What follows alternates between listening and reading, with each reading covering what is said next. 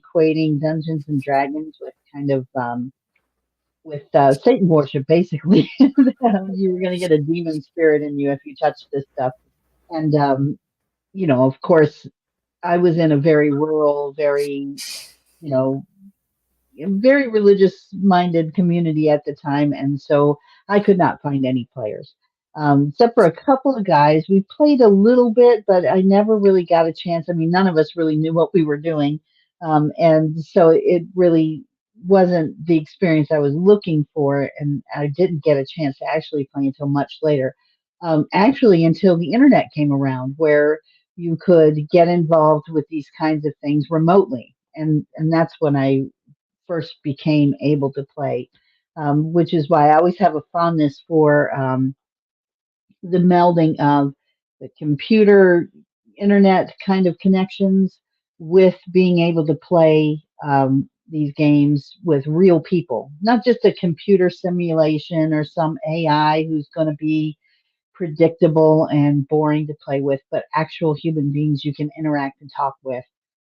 It's very exciting to me that we're able to do all of that kind of stuff now, which tells you really how old I am. Because anybody younger listening is probably like, "What do you mean? We've always had this," but not when I was getting started. So that's pretty much my story. And as far as the wargaming side of things, that probably started with. This is going to sound silly because it's not really a war game, but Battleship was probably my first introduction, which makes sense because my dad was in the Navy. So we got the game Battleship, and me and my brother would play that.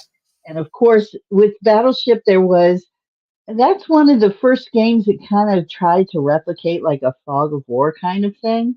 But you always wondered, and I don't know if anybody else ever played this game, had this experience, but there was always the, hey, did you move your battleship? Wait a minute, you're not moving your pieces, are you? So you always had that, when if you were playing with your brother or sister, kind of thing. Mm-hmm. Mm-hmm. Anyway, but that's my history. But I've been learning a lot actually since I met Storm. We know each other in real life, obviously, and he's given me a chance to play some games that I have really learned to love and enjoy, and had a great time with ever since. So I've gotten pretty deep into the gaming stuff now. Mm-hmm. Mm-hmm. Well, yeah, the concern about cheating. Uh, well, when you're playing with your siblings and people play pranks and screw around, you expect that sort of thing. And when you're 8 years old, too. I, sure, I've seen people try to bake in some anti-cheat into their rules, being concerned about that sort of thing. And to me, if you suspect somebody is dishonest when you're playing with a bunch of adults, time to stop playing. And so there's that. I just don't see why you should bend over backwards to try to accommodate something that you shouldn't be tolerating in any way, shape, or form. But so I don't come up with that. But it is neat to have somebody that can arbitrate if you're in a situation where you can't see everything all the time and so that's why they have judges and games and DMs and stuff like that. So mhm, I agree with that. Um, so we have some topics that we want to talk about. First of all, uh, this is our first time. Minor mistake made. About the first 3 minutes you may not have seen if you've joined us because I forgot to hit a button. Um, Oh, oh my goodness. yeah, Okay. yeah, there's a. This is my, normally when I haven't done this before. Everybody's got to start and stuff like that happens. But we were simply introducing ourselves, as you see on the screen. My company's name is Command Post Gaming, and the title of the show that we're doing is Campaigns and Conquest because it handles both RPGs and war games. The editor and co-host here is Magenta. She introduced ourselves. We did. Hello. Hello, and I'm Storm, and that's not obviously, we're not Dweezil and Moon Unit from Frank Zappa's family. That's just screen names because So how Uh, do you know that's not my real name? well, fair enough. Fair enough. Right? Um, See, you don't. there's It's well, not though. the internet's a weird place, so we just kind of keep it on the down low there. But everybody's got a screen name; those are ours. So now you know how to address us. Um, and we're I just just want to extend also a welcome to anybody who's watching, listening to, comment, share your point of view. The whole point of this is to kind of talk with other folks who are interested in strategic war games, role playing games, all kinds of tabletop gaming or online gaming with community. I think our emphasis is games that involve real life people playing with each other remotely over the internet and then enjoying some new experiences and making some new friends. So everyone's welcome. Feel free to comment if you have anything to say or anything you'd like to discuss or just to introduce yourself if that's what you'd like to do. Everybody's welcome. yeah. If you've been following me at Liberty for all words capital, not all caps, just the uh, capitalized first letter. Uh, you'll see me literally begging for interaction. I'll put out inquisitive questions and I'll get nothing but likes and retweets, which please keep them coming. Not that I don't appreciate the love there, but I do like the idea of uh, conversing with people. We have a Lord, I hope I'm saying this right, Corion.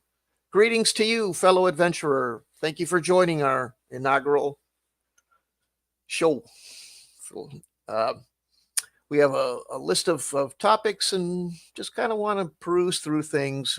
We uh, talk about a couple of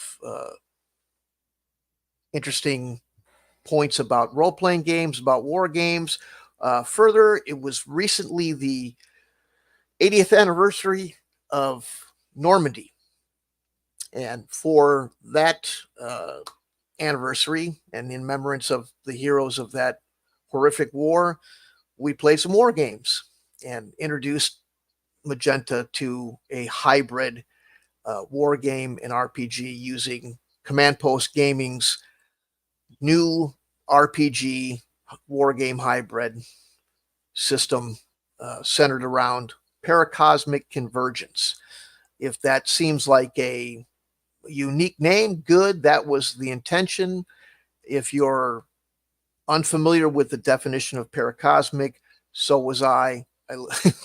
It came up in looking at certain uh, fictional worlds.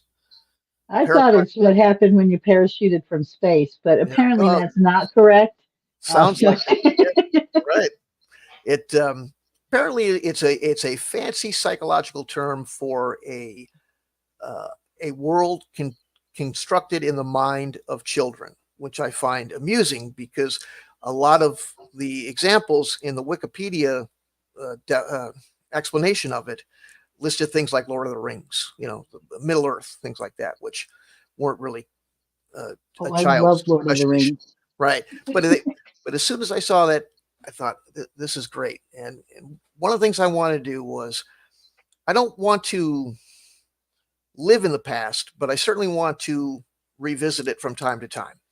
One of the things that I did, if I don't, you heard the anecdote about playing in the sandbox with the toy soldiers. One of the other things we did a lot of is we went to the forest, which wasn't a forest in reality. It was just a wooded, empty lot near our homes as I had young one of kids. those too at the end of the road. Yeah, this was a typical Gen X thing to do. And we would go out and we would play guns. That was the term we used. I don't know why. We just always did that. Um, Sometimes it was other things we would take. We would always make our parents mad when we did this, but we would take the garbage can lids and go find a stick that looked like a sword and be out there beating each other up with those things, playing knights and or searching around the forest looking for the dragon or the serpent or something like that. And played all sorts of games and had lots of adventures and imagination. And when we got bold enough to walk further away from home as a real young kid, if you left the the distance that you could leave home was how far your parents' voice would travel. That was pretty much the boundary they laid And out for oh, not just that, but if you could make it from that destination back home before the when the streetlights came on, right. That within was 5 minutes of when the streetlight came, because if you were 5 minutes beyond when the streetlights came on, you were in trouble and you wouldn't get to go out for like a week or whatever. At that's least in right, my house, that's how it was. So you had to right. watch for those streetlights, and if you were too far away from the streetlights, you were just too far away. That's right. That's right. And as you got older, you started to venture out a little further. You got onto a bike or something like that, and you could travel more time. So when we did that, we went from the small little surface area of the woods that we were in, and went all the way to the back until we came out of it, and there was a whole nother neighborhood behind it that we had never seen before, and there was kids back there, and we made friends with them, and that became a thing too. So what I did with my Paracosmic Convergence, which is I took that neighborhood and I converted it into a fantasy realm. I took all my friends and made NPCs. I took all the people that we would come across in our adventures and made NPCs or monsters out of them, because some of them were mean old, like we had a mean old lady that would always yell at us for walking past her place. And yeah, she was, so we made her a witch, or I made her a witch. So you got to watch out for her and her dog. And Her little dog too. yeah, her little dog too. And so we just had things like that. And uh, amongst it, that realm, there is portals that lead you to other places. And they can be your imagination, your creation. But when you purchase the product, you'll have a myriad of me and my friends' imagination, whether it be playing guns and going into some semi-modern, A-team type of thing where we're running around, looking for the bad guys, shooting them up, or playing westerns or whatever it is. There was a lot of that going on with us. So I Or had, like what we did on D-Day. And I got to kind of share just a little of, I'm sorry to interrupt, Storm, but um, that was a new experience for me because I'd never played I've done plenty of role-playing games that were fantasy based, but I had never done one that was realistic, historical based like D-Day. And it actually got a little emotional for me in one of the scenes because not if you've been playing any kind of role playing games, not everybody makes it, just like in real life. And one of my one of my soldiers didn't make it, and it was actually I felt surprisingly invested in the character of this guy, in because I gave him the orders to go and scout that road and see what that noise was. And it did not go so well for him, and he didn't make it, and I was like surprisingly affected by that. And I was not expecting that, how invested that you get in that, which was new because I played like strategic war games before, where you got little chits and you're moving them around, and I've done those kinds of things. The investment is not the same. They're just a number of troops with a little symbol for what kind of troops they are, if it's a tank or infantry or whatever. But these were personal, and they had a meaning. They had names. They were. I was giving them direct orders. It was a smaller scale, not like a with a whole army, but just more like a company level, I guess. Is that accurate? We were at a company level on this game. squad. Squad level. Sorry. Mhm. So it was small and intimate, and you actually got to know there was some interactions. It was a really unique experience that I'd never had before with strategic war games. It made it kind of feel more like D&D feels, where you get to know the characters. And I was doing it just as a test, so it was really just me, and Storm was doing the game master role, kind of set up the enemy positions, and they were hidden. We did it all through tabletop simulators. So I don't know if anyone here is familiar with that. If you want to put in the comments if you know anything about it or if you've got questions about it. But it was really a unique experience, and I thought you're really onto something with this because it was fun. Yeah, it's uh, probably where I got the most influence was books that were written in the late 50s, early 60s. And I think that from talking to guys from TSR, which if you didn't get to hear that part, I have a unique opportunity in that I had a relative who worked closely for TSR for the entirety of its life, uh, ending with WotC's acquisition. So I had a tremendous opportunity to be able to meet a lot of the creators on a face-to-face basis, and have a brief conversation with many of them, and including Gary. And I think one of the things that influenced Gary and Dave and guys like Rob Kuntz and the other original plan was some of these late 50s, early 60s war game players and authors like Joseph Munchausen, Tony Bath, Donald Featherstone, Bruce Quarry, that came a little bit later. And Joseph was the one that, along with H.G. Wells, I was surprised to find out how many people weren't aware that H.G. Wells, the famous author, was an avid early war gamer from the 1900s. And both him and Munchausen spoke about bringing your troops to life, that this antiseptic, here's your unit, and it's just a bunch of bowling pin toy soldiers that have no personality. It was missing something. And H.G. Wells did it with his own variant, kind of a fantasy world based on his travels as an author. And Munchausen did it by adding names and calling it a roster system. And I kind of took the same thing. And if you're a little bit newer to the game, don't see back that far, maybe something like Panzer General, if you're familiar with that very famous PC game, does a little bit of that, where it gives some personality to your units. So you have, like Magenta says, some investment in them.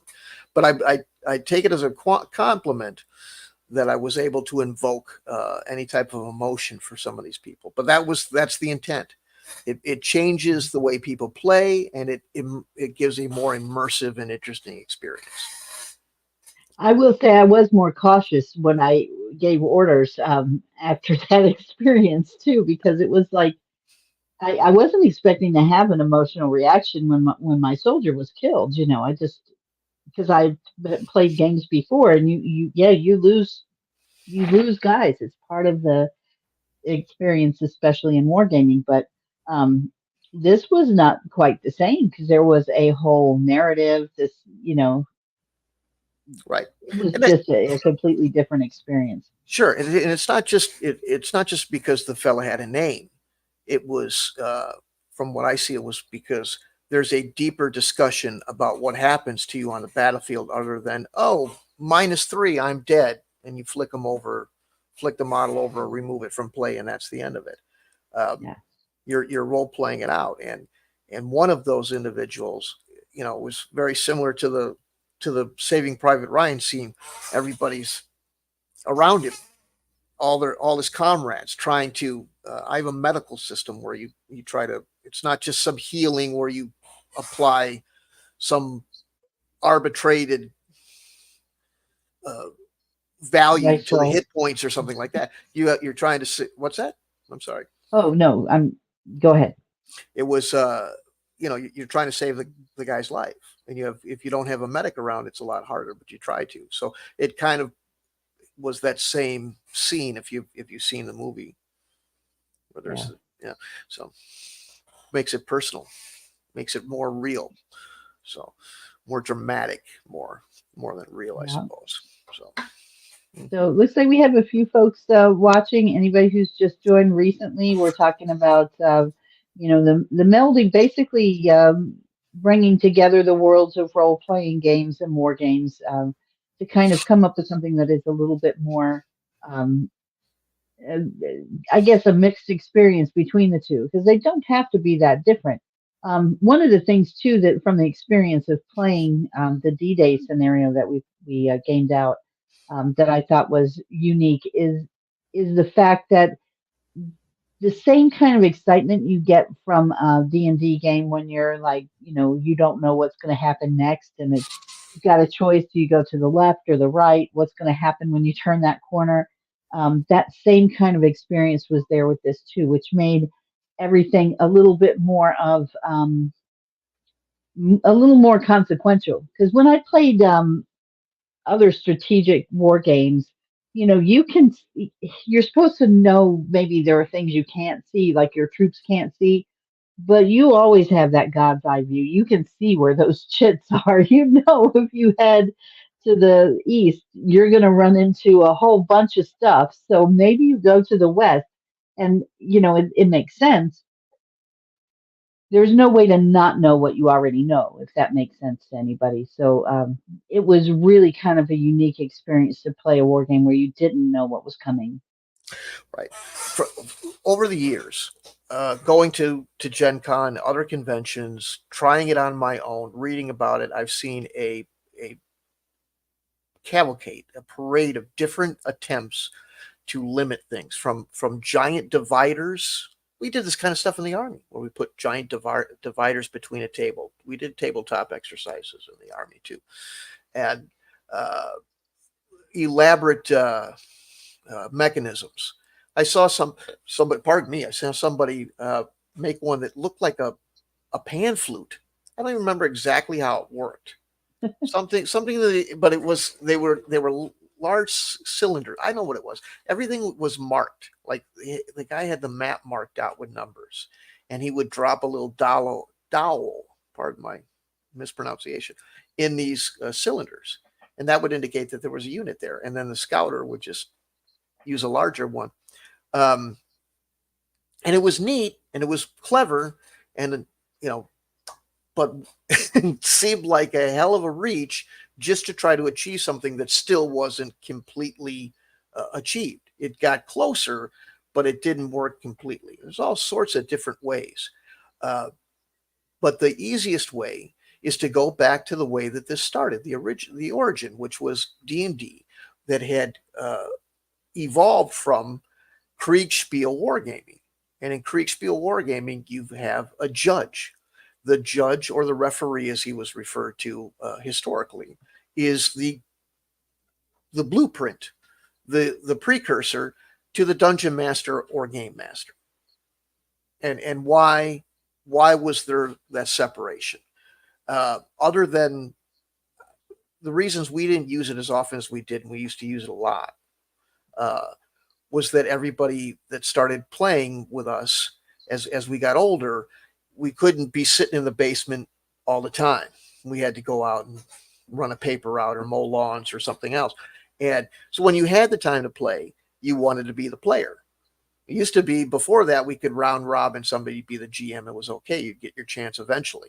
So I think that's one of the reasons people kind of drifted away from it. But if you just embrace that, if you have yourself a DM, GM, whatever you want to refer to them as, it fixes it all.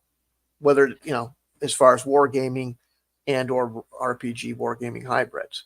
And if you don't have a player that's interested in that, there are services. I know some people have different opinions about that as a service, but it fixes everything. The other benefit to it is a lot of people that may be interested in wargaming go, well, I don't know that much about it, and they don't want to get involved because there's an experience differential between the noob and the veteran, such that you feel that you can't be successful. Well, this guy's been doing this. I got to pop up and say, yeah, I can identify with that extremely. As somebody who's kind of new to it, and also I've never served in the military. I don't have any military experience. Apart from my dad being in the Navy for years, that's as close as I ever got. And he really didn't want to talk shop when he came home. So it wasn't anything we ever really talked about a whole lot anyway. But the other thing too is, if you've ever tried to read the instructions for any kind of war game, it's very intimidating. Um, and it's not as hard as it looks like it is, but it looks like it's hard. And that's enough in some cases to just be like, yeah, I don't know. In fact, the first time Storm ever requested I play a war game with him, I think it was Panzer Blitz. And I was like, oh, hell no. I just took one look at it and went, whoa, no, I don't think I could handle all that.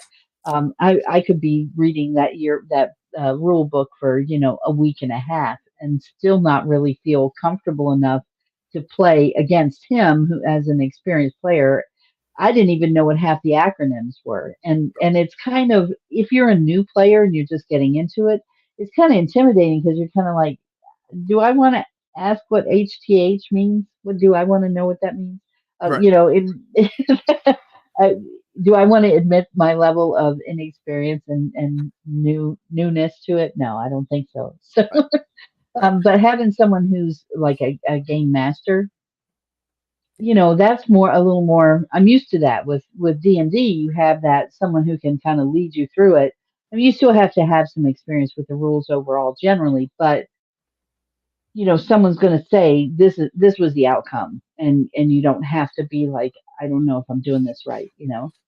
Hi, Nettie, welcome. Oh, that, yeah, yeah, that's it. You honestly, if you play with Wargame or DM, there's a lot of people who say, "Well, I want to know what's going on." I wouldn't feel like I really was aware of everything if I didn't know the rules, and I understand that. But you really, I mean, again, going back to conventions, where I would walk in to an RPG that I had never played before, or I'd walk into a war game that I'd never even seen before, and within 15 minutes be able to play, as long as there was somebody there that was running the event that they could handle that for you. I played a game. Great example. I think it ended up being. I found out later it was that the. I'm not even remember what it was, but I played a Star Wars game. This was one of the neatest things ever done at a convention. These ships were 4 foot long Star Destroyer model. Now those things are around all the time now, but at the time that I walked in, I'd never seen anything that large outside of ILM, and they were using little Galoob micro machine fighters. It was the coolest game ever. I don't know what. I have no idea what rule set they were using, because they had GM and GM assistants who just would explain to you enough so that you could fight your units. You didn't have the overhead of having to read a manual before play. Do you understand what an X-Wing versus a TIE fighter is? Yes, I'm a huge Star Wars fan. I don't need that much explanation about their guns and stuff like that. Great, go ahead. Then tell me what you would do in this situation if you were a commander, and just start fighting the battle out. And the staff would take care of, I mean, they let you roll the dice, of course, and they would tell you what you were aiming for. There's no fun if you don't have that. But you didn't have to, you could just walk right into play. And that's what a service can do for you. Right. And you don't even have to play against each other. You can play as a team. They can be the op4 as well, Right. which is an acronym that means opposing force. So I just want to take a moment to acknowledge, and Nettie, we're all doing fine. I hope you're doing well too. This is our first live, so forgive us, you guys. I have no idea how to respond. We're using StreamYard here, and I have no way to. I don't know how to respond in the comments, but so if you guys have questions, we'll try and address them in the live. Just chatting with you too, unless Storm, if you know a way you want to share with me. There's I always hate admitting to being a newbie, but I am. So we'll all learn together, I guess. That's right. That's right. I think that the best way to address it is when you see it, and it's amazing how focused you get on the camera to make sure that you're presenting yourself well, that you don't even sometimes see when people come up. So when you see it, you can address it as you're at your leisure. But as far as typing back, I don't know if there's anything to do that. Right. So, but yeah, just talk to them. So good. Okay. So, So does anyone viewing anyone have any questions or any topics that you want to share your experiences with either D&D or wargaming, or what you like about gaming overall? mhm. Well, what are we discussing? Well, we're just kind of introducing ourselves and having a little bit of a casual conversation to start with. This is our first live and for this show, so we had a couple of other subjects that we thought about discussing. Um, as far as RPGs go, Gold for XP is something that I wanted to get Magenta's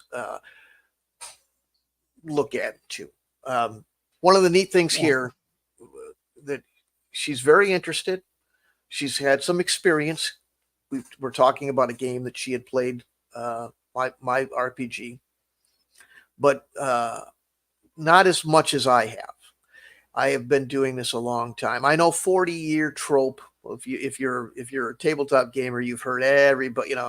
It's become a cliche to be mocked, and understandably so. But it remains true for me. So I wanted to see what somebody with less exposure thinks of that mechanic. So, because it's been a controversial topic on Twitter for some time. So, Yeah. So, Nettie, to answer your question, we're really just talking about our experiences with role playing games, Dungeons and Dragons, strategy war games. Specifically, just recently, we played out a game that was based on D Day because it was the 80th anniversary of D Day just recently on the 6th. So we did play out that game, and it was a unique experience. So we were kind of sharing that. But we're open to discussing anything related to gaming of all types. Anyone who has an interest they want to bring up, we're certainly open to discussing. I think the topic you mentioned of gold for XP is an interesting one because I think that different people can genuinely have a disagreement over that and really kind of both be coming from a sincere and valid place, where I think you could go either way, and it's kind of like a chocolate versus vanilla argument to me, which is code for um, it's the flavor you prefer, really. It comes right down to it, right? right. Well, and here's the thing. This is another reason why I bring up Magenta as being part of the discussion, because uh, everything is lighthearted here. We're not the vitriol type, but out there in the jungles of the internet, woo doggy, and I mean, there's some people that just, wow, man, it's like, relax. Yeah, things can get a bit heated, Yeah, which I and like some hot chocolate, but I also like vanilla too. right, but for whatever reason, Gold for XP is a trigger. I mean, I've seen some people get really spun up, and I'm not. I think I know why, but um, Ooh, oh, I gotta interrupt, Nettie. So, Nettie, you're a 2D, 3D modeler and developer. That's exciting. oh yeah, Um, we um, we were playing with Tabletop Simulator for the game that I was just talking about for the D-Day game, and there were some really excellent models on that. That was one of the things that kind of made it so realistic and such a cool experience. yeah, um, it was a combination of really good visual models and the terrain was really well done. And, having that like realistic interactive experience with another person. So you're not playing against an AI game or some kind of, computerized predictable um, game because I've played those games a lot. Like I don't know if anybody knows, and I'm probably aging myself with this. Empire Earth: The Art of Conquest is one of my favorites. There's a few others. Clone campaigns for Star Wars. Um, and I just love playing those. But after a while, you can predict exactly what the computer is going to do next. You just, it's all a matter of kind of repeat you just repeat the same formula and you're going to win every time, so it's not as exciting as playing a real interactive human to human experience, but I love the 2D and 3D modeling really adds an element of realism to a game and makes it's almost like you're sitting at the table, playing with another person who maybe is miles away from you, so you can't physically get together, but you can still have that real experience. hmm What kind of 3D modeling do you do, if you don't mind my asking?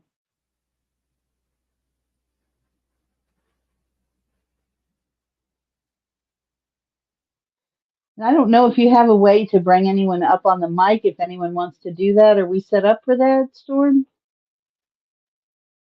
Uh, yeah, I believe you are. I believe we are. I'm not. Okay. I honestly am not sure.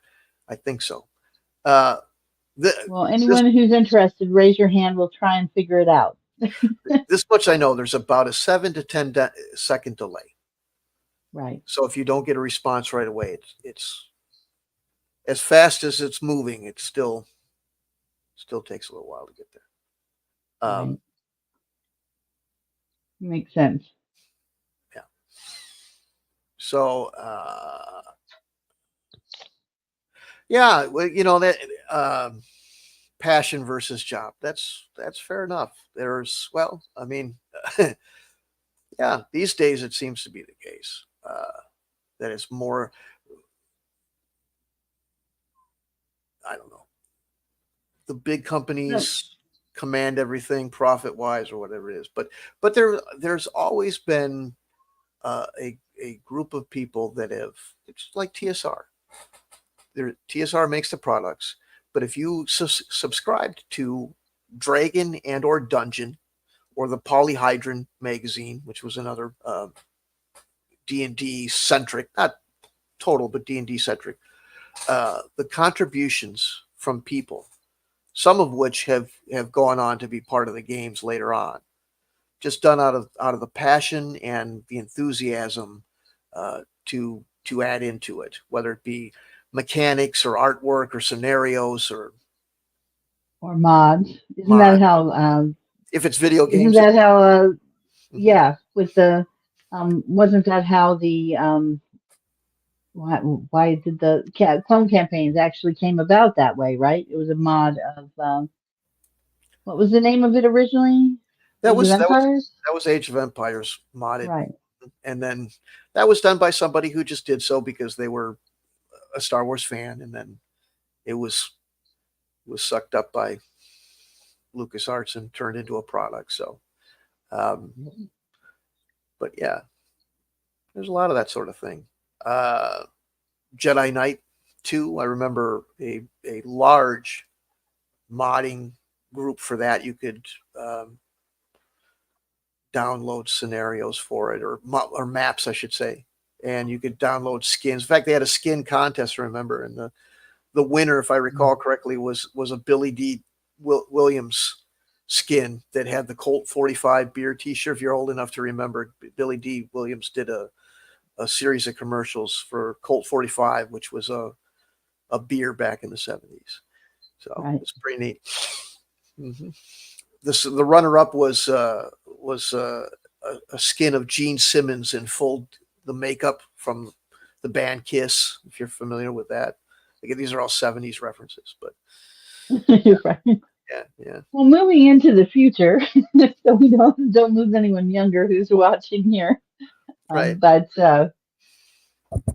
yeah, we were kind of just starting to talk about like the whole concept of XP for gold, and I'm kind of on the fence about it. I can see the values and the hazards of both, because it could be seen as a way of kind of like buying your experience. You could look at it that way, or it could be looked at as a way of um, creating a value to say, if you get to the end level and you beat this boss character at the end level, that you had to have had the skills that would have enabled you to gain experience to get that treasure in the first place, so you can convert it to experience in a way that makes it so you don't have to go on a long retreat and learn to decipher ancient scrolls to get the magic spell or whatever.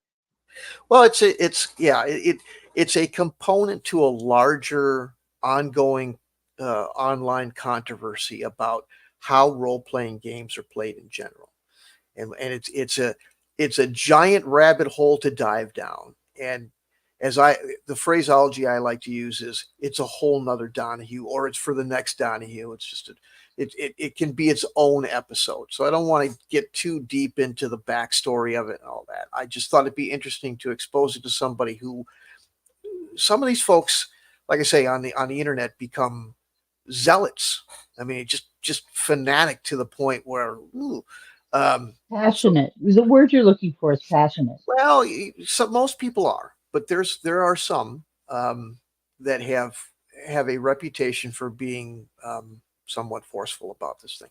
So I wanted to look at it with an more open minded eye, and uh, what I know, but one of the things is that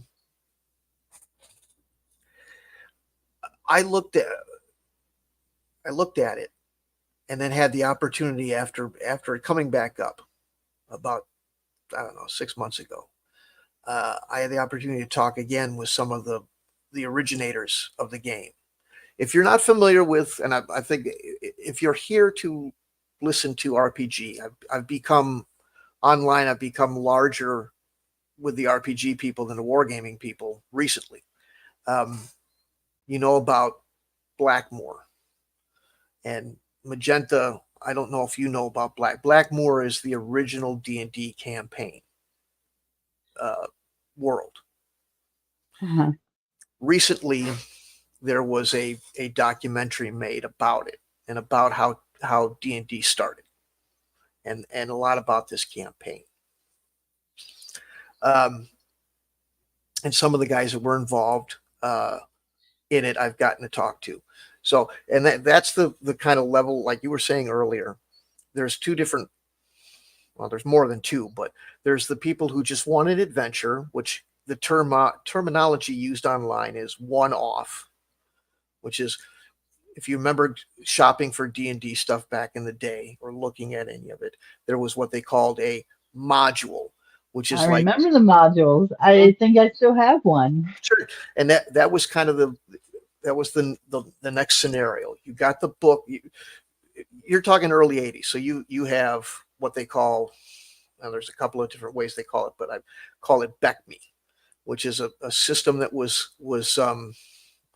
yeah, the RPGs are getting more. Nettie says they're in more demand. They're rising, but BECME was a version of D&D that was, I guess, marketed to a more broader audience. You could find them in like KB toy stores and stuff like that. It was a neat system. Um, but yeah, they had the modules, which was a one-off. You got that module, you read it, you as the dungeon master read it, and so you could understand it, and you ran it as an event for a party of players who went through the storyline, and when they achieved the end goal, that was it. It was over. As opposed to something like Blackmore, which just never ends. It's this gigantic world, and the players can go basically where they want, and the adventures kind of develop as they travel through the world. I've always thought Blackmore was kind of the origins of why, because I've noticed it changed over time where people treat their characters differently. When I first became aware of Dungeons and Dragons, first interactions with it, you rolled up a few characters because they weren't going to make it. Pretty much you were there, especially low level characters. You might have, it was like launching sea turtles into the ocean. Some of them were going to get through, but most of them were not. And Right. and everybody just understood that. But Yep. then I think as Blackmore, kind of the concept of that, especially with people playing in a party where you have friends that you're playing with, and you're all relying on each other, and everybody's advancing together as you go through these different quests. And if you lose your healer or you lose your you lose your magic person, or whatever critical component of your team is lost, it can be impactful. And people are like, you don't want to be the one who's going all the way back to a level one character in the middle of the game after you've progressed for 10 or 20 events, and you're going to be like, you're going to be the baby that everybody's carrying on their back through the rest. You're Yoda in the backpack, if you know what I mean, but without the Yoda skills. Yeah. Yeah. Uh, a lot of it's just the perception, the way people look at it. They we always looked at it like it was Pac-Man or something like that. We never looked at, I mean, did we have fun with a character? Did we become attached to a character? Sure. But it was just a pawn in a game. And sometimes pawns get removed from the board. And there's some people now that treat them like they're a pet and tend to get somewhat really, upset about it, to the point where It there's kind of makes it difficult for a dungeon master or game master because you're like that that roll that kills off a favorite character is going to upset somebody, but that's how the dice lands.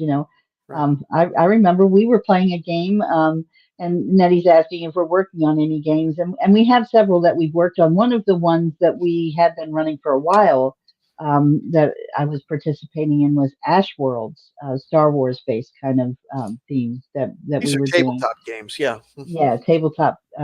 But anyway, in that one of my my first character, died, killed by a Wookiee that was poisoned or on some kind of stimulant that made him go like rabid, and he killed my character. And yeah, it was traumatic. But I just rolled up another character and kept going. But we've been playing that game for quite a while, so now I've got a character who's like progressed and gained all this experience and stuff. If I was to lose that one, um, yeah, I don't think I would be as blasé about it, because then I would be like, okay, everybody else has got a really fleshed out character with loads of experience, and I can barely shoot, and got no skills. I'm of very little value, but I mean, it's the way the cookie crumbles, right? Two points about that. And in that campaign, the campaign talking about it, it's a Star Wars West End games, which some people refer to as the D6 system, uh, RPG. And the death of that character spawned its own overarching, uh, set of, it was like its own season where her death spawned all sorts of different things. And in fact, if you're going to go back, we're talking about going back and playing, it's still hanging out there as part of it. It led to adventures of their own. So it wasn't the ending of it was the ending of the character, obviously, but it wasn't the ending of the story. It in fact enriched the story and took the rest of the party in directions they wouldn't have gone to either, because they all felt camaraderie and emotion for their characters, for their lost comrade, and their comrade. The character had a child, and the child became a center of things. So it did that. So as far as being underpowered in a situation where you have to start over, well, these games are all set up in a, well, I shouldn't say all, because somebody who has encyclopedic knowledge of every game will go, well, there's this exception and that. But in both D&D and Star Wars, it's exponential in that if you start lower back, it's going to be easier to advance than somebody that's higher than you. So long story short is you'll be able to catch up. Yeah, And that makes sense. if you're playing correctly isn't, people get really upset when you use that term, but if you use all the rules the way that campaigning was meant to be played, with the rules that D&D has, we always came in with henchmen. When you say we rolled up a bunch of characters, we did, and all those characters went in. They weren't like Pac-Man in that they were sitting in reserve to take over when you got killed. They were right there. They were underlings hired by your main character. And if your main character died, then you just took over one of the hirelings, and they became the main person. So they may not have you're not starting at the basement. You're starting back because the hirelings tend to be a little bit less experienced than the mains, but it's not that big of a chasm to close. You're not losing that much, right? And Right. having to start over from scratch. Right. Nettie, I appreciate your question about being part of game projects. We always appreciate new folks getting involved with games and in whatever ways. We do have some ways you can interact with us. Storm, if you want to post a link somewhere that everyone can see for the Discord, that's probably the best way to get involved if you're not already a member of the Discord channel for Command Post Gaming. That's probably the best place to interact long term with us on future projects or current games, whatever you like, and just to keep in touch. So we would definitely welcome that if you want to share that information, Storm. Yeah, there's lots of events going on at Discord. There's games galore, Paracosmic Convergence. There's the Ash Worlds that we just discussed, and give you a little quick backstory on that. It is I'm a gigantic Star Wars fan. I like the EU, which is a acronym for the Expanded Universe, George Lucas stuff. Love it. One of the portions of that story, Russell Flowers, how you doing? Thanks for joining. One of the there's the invite link to the Discord. Everybody, please join in. But yeah, the Star Wars campaign is just basically a story about portions of the rebellion and how they started up. I wrote it years ago, prior to Andor being a thing, and one of the reasons I did it is because I didn't think anything like Andor would be made. How did I know? I'm not, and it was this missing part. What it prompted right away, I went to the original Star Wars release, and it had the crawl. And then when Empire came out, they re-released Star Wars in anticipation for Empire coming out, and the crawl was different. Now it was Chapter 4. What a and this battle, it kept mentioning this. They had recently won this battle. Well, how did they win that battle? What about that battle? Are we going to get to see that battle? What happened before that? How did this all become? I wanted to know how this started, all this sort of stuff. For years, I'd always kind of seen that as missing. Sure, there were hints to it here and there. If you play Star Wars D6 back in the 80s, it started to illuminate that a little bit. But I just kind of fleshed it out. And we've been playing on and off. People have lives and they have to stop for work, stuff like that. But on and off, more on than off, since October of 2022 is when we started. So we're always looking for players.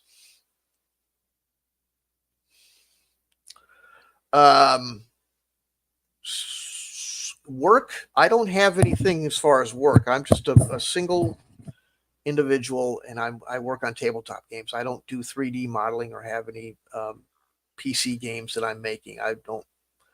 The last time I took a programming class, it was Logo. Most people probably don't even know. So it was on a pet computer that didn't have color. So I wish I did. I wish I had learned more about that stuff so I could make my own video games. But no, I'm strictly doing that. Yeah. Well, there's no telling what the future holds, though, because I know with some of the Never um, too old to learn. right, Yeah. with the tabletop simulator, there's a lot of 3D models and things that are useful in that, and that's a great way of playing tabletop games remotely with people. When you can't be there in person. And when I first played that, it was years ago, the first time I ever tried it, and I remember thinking it was really hard to use. And it was. I mean, picking things up and moving them. I mean, it always did have great 3D models and everything, but they were difficult to interact with. But they have changed it to now where it's really simple. You just have the same controls like the WASD for your movement, forward, back, right, and left. And then you've got your, tilt and pan with your right mouse button and your, you can scroll in and out for the zoom. So all of those things are very intuitive and natural and like what you're used to with most other games now. So really works out pretty well. But who knows? There may be some times where there could be something in the future that would require us getting some help with some 2D, 3D model for some game that's coming up. I don't know. Um, I try to not predict the future too much, you know. I Hmm. haven't really got a good track record with that, except for picking losers in football games. I'm really good at that. Yeah, yeah, but I do like to use it. I like to use it versus the others because I it has the versatility to do anything you want. There's very few limitations. It's $20 flat. There's no subscription. There's no add-on. I've looked at some of these other VTTs, and I forget the names of all of them, but I looked at one where they wanted a monthly subscription. Then you had to pay for digitized versions of all the rules that you want to use on it. And I thought, Hmm. I like to use the old George Patton movie line. I don't like to pay for the same real estate twice. If I've got the book in hard copy, and I understand it's just a convenience to have it on the computer and all that, but I didn't want to have to keep paying and paying and paying. I don't like microtransactions, and I'm not flush with cash.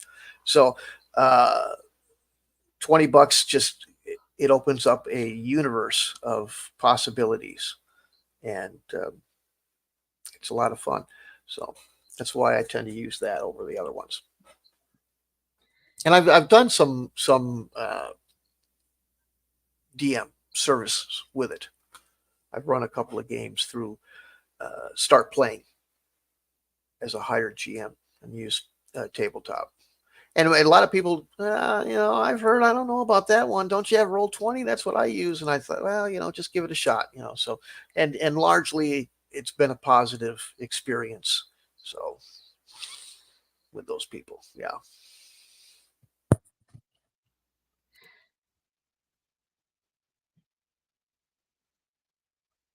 So I wanted to ask you, Storm, because I know you've got some other Four things. We've eyes. kind of talked about some of the games you've already played and things that we've done. But I know you've told me about some things you've got on the horizon too. Different genres. Like, well,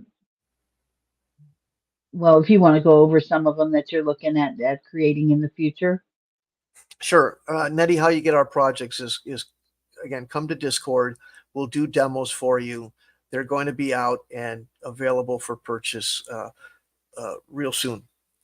Most of them are in development. We're doing play testing or demonstrating, like the Paracosmic Convergence RPG, which we did a little demonstration for that we'll be putting up on YouTube and shortly, and it shows how the game's played out. Uh, it's a Normandy scenario, like we've been talking about. Some of the other projects that I'm working on, uh, there's a modern war game. When I say modern, it's one of the like. Have you seen the meme that says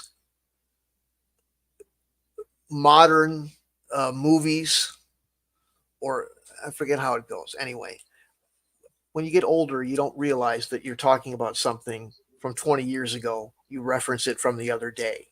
Like just recently, Ghostbusters. Oh yeah, I seen that one. That wasn't that. That was 40 years ago that Ghostbusters came out. And you start to lose track. So um, just kind of remember that sort of stuff from time to time.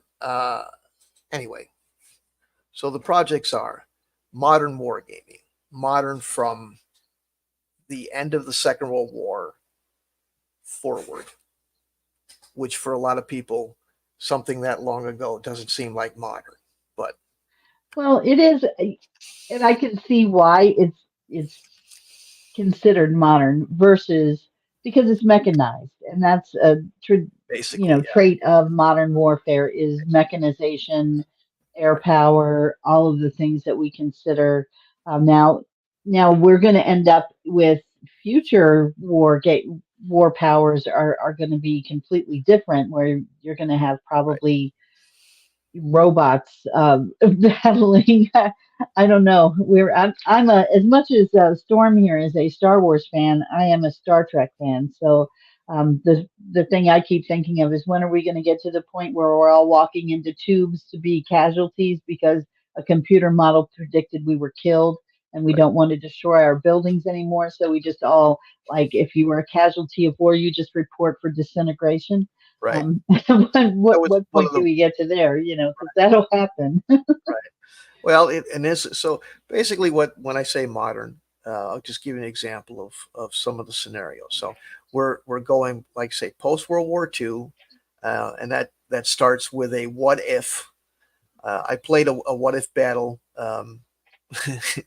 in the '80s that was termed Patton was right. If you're not a historian, Patton was known for a lot of things. One was he believed that after the defeat of fascist Germany, that the war machine should continue and just attack the Soviets because that war was going to come no matter what. This scenario was played in the early '80s at Gen Con using 1/285th miniatures. I've taken that and expanded it out to a late '40s, early '50s Third World War, where something like that occurs. Um, and the rest of them are fairly Cold War ish things from the '60s, '70s, and '80s. 7 Minutes to Midnight was tensions between the U.S. and Soviet Union 1960, all the way up to the '80s. The Cold War was officially kind of over around 80, 89, and 90. So that's the war game. Uh, it will have expansions to go into the kind of modern things that Magenta was talking about. Not the Star Trek stuff, but uh, the Hey, what do you got against Star Trek? well, there you go. But the Just drones and kidding. the modern hacking and things like that that are occurring in larger issues these days. So more contemporary. I know some people are averted to playing contemporary war. I understand that. That's a personal choice. I respect that. Well, But and I can see why, because it can get political and people can get drawn into current events, which are highly contentious and very easily disagreed upon. And if anything kills a war game or any kind of gaming faster, it's bringing this in is true. real life political, religious, other social disagreements into it. I've seen that happen, and it's never pretty. And it's a shame because you can have a group of people who are getting along famously, and then one of those subjects come up, and then poof, It's it's true. like somebody dropped a nuclear bomb in the game for real, and It's true. that's the end of it. So, The but thing. one way you can avoid that is kind of to do scenarios where you're creating a game that's similar to some historical or current warfare, but it's not actually in an alternate realm or an alternate timeline or alternate history where the names are not you're not dealing with real actual people who exist in a current political, geographical, or any other type of realistic environment where people could get their feelings hurt or get too passionate on one side or the other, and you know lead to real world disagreements, if you know what I mean. Right. So the next thing is we have a a pair of kind of sisters products. One called Antiqua Bellum, and the other called Bella Magica Antiqua, and that's a Latin phrase. Uh, they're based loosely off of chainmail. If you're not familiar with chainmail, most people who are RPG people or war gamers know chainmail. It was created originally by Tony Bath, who was a famous British war gamer from the 1960s, and it became the grandfather of D&D to a large extent. With you, the Blackmore film that I referenced earlier, I'll kind of talk about that. But anyway, it's it's recently kind of had a resurgence. There's a lot of younger D&D players, prominent creators that are looking at chainmail and thought, "Hey, I'm going to go back to the old school Renaissance, as they've called it, and I'm going to go back and look at chainmail and try to use it," and and found it to be somewhat of a mess. as a lot of 70s and 80s games are. I'm rooted as far as my personal games I play that aren't my games. I tend to play 70s and 80s stuff, but I fully understand that creators and publishers of the 70s and 80s tended to have a strong aversion uh, to editing or whatever was going on. It's kind of a mystery as why some of this stuff was written so uh, ham-fisted. Maybe that's where they decided to cut costs or they couldn't afford editing or whatever it is. But uh, chainmail And is difficult to follow. So what this does is it takes that idea, it takes most of those mechanics, that vibe, if you will, and presents you something light and easy to understand that emulates what chainmail was, a multi-scaled uh, miniatures war game about medieval conflicts. And the Bella Magica, as you might derive from the Magica, is the fantasy version that brings in uh, you know, trolls and orcs and wizards and dragons and such. Mm-hmm. But all centered around the same mechanics, the same base game. So if you buy one, uh, it'll be easy to go ahead and jump into the other if you want to, without having to relearn a whole new system. So, which was kind of what D&D became. It was chainmail started with uh, these guys like Gary Gygax trying to, hey, I want to do some Lord of the Rings. I'm tired of doing the British and the French and the Austrians and the history. I want to play those battles that were in those books, and they added in that fantasy element. So that's what Bella Magica, the add-on, does. So those are a few of the projects we're working on, along with the Paracosmic Convergence that we talked about earlier, which is a large which RPG. one of the things I most like about that concept of the paracosmic convergence is if you can imagine one set of rules that apply to virtually any genre. I mean, obviously, each particular genre is going to have its own like a tank in World War II has as a set of hit points and armor values and things that are different from something that you would find in antiquity or for instance, but the same concepts would apply where you still have the same mechanism for one unit going against another unit, but you can play a game that's similar to that in any context. Like you could play a Buffy the Vampire Slayer role playing type of game the same way that you would play, a war game, or the same way you'd play a futuristic game like Star Wars or some other genre, whatever it is that you're most interested in. Without having to do a whole lot of conversion, you just need to know the values for um, the different units involved, Right. basically. Right. There's people that love the variety, and I did too. I remember that as D&D was getting a lot of press, and everybody was playing that. But just some years prior to it, and just some years after its inception, there was all sorts of small um, individual or small teams of printing houses making all sorts of really neat different RPGs. And there's folks, and same with wargaming, where people just they love to be able to go, well, this flavor that, and this rules does this, that, and the other thing, and they love to switch around. But uh, one of the mentors that I had for wargaming was a guy named Gary Bloom, and he's was probably about, I don't know, 20 years older than me, and he got to the point where he says, you just get you just can't keep all that in your head. And for somebody who doesn't want to have to switch books every time they try a new genre, this is the game for you. And if you're the new person who is just overwhelmed, I remember going into Games Workshop retail store 30 years ago, 25 years ago, and hey, just set me up. I just I've heard the buzz. Tell me what I got to do to get involved. and I had this thing under my arm, this huge box and these paints and these books, and just this guy just kept slapping stuff into my arm. And I thought, this is an encyclopedia. Who's telling me this is an easy rule set? The people who had been playing it since day one and had been spoon fed that information.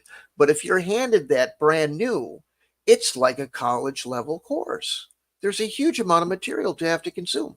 So if you have a standardized system that takes you anywhere you want to go, I I think there's some, advantage to that, just as far as memory and being able to go, okay, well, they do it this way in Games Workshop, but they do it this way in GDW or what I'm naming very old companies and stuff, but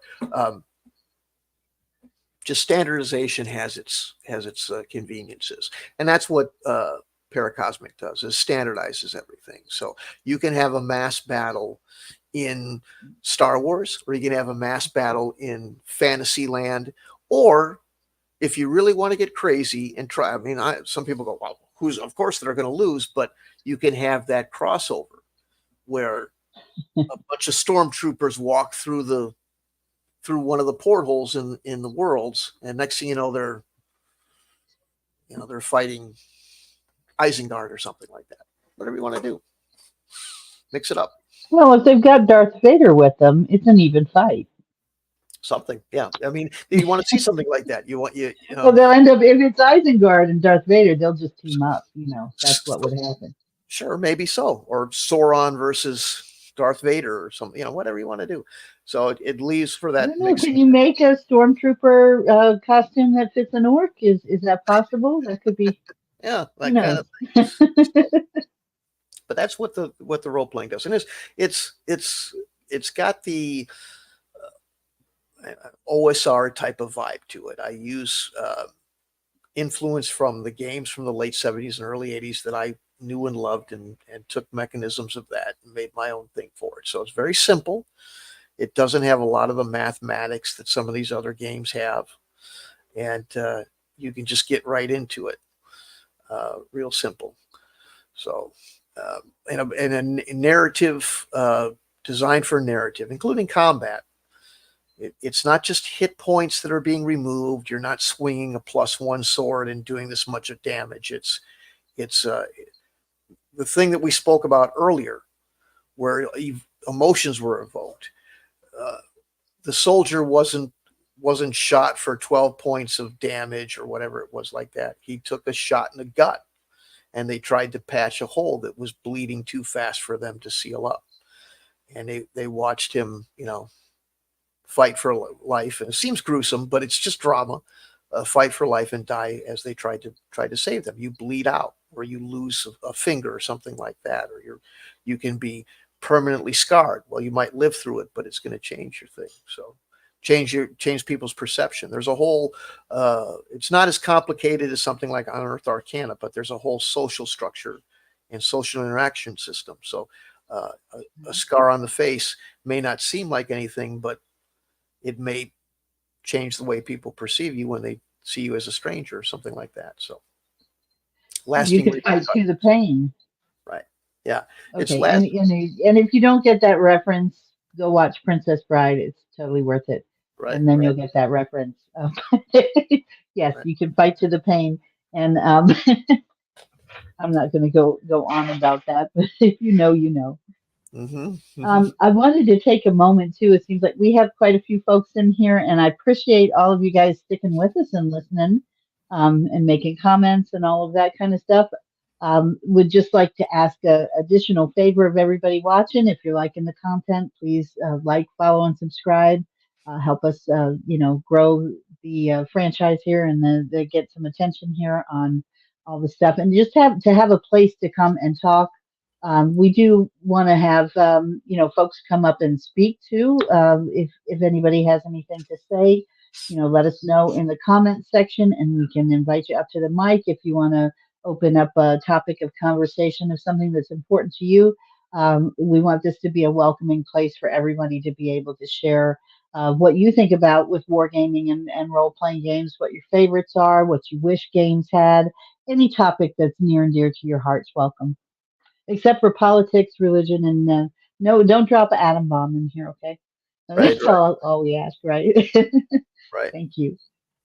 Um, yeah, wanted to talk about the. Tell us more about your experiences playing the game. Let them hear how you enjoyed it, the Paracosmic Convergence.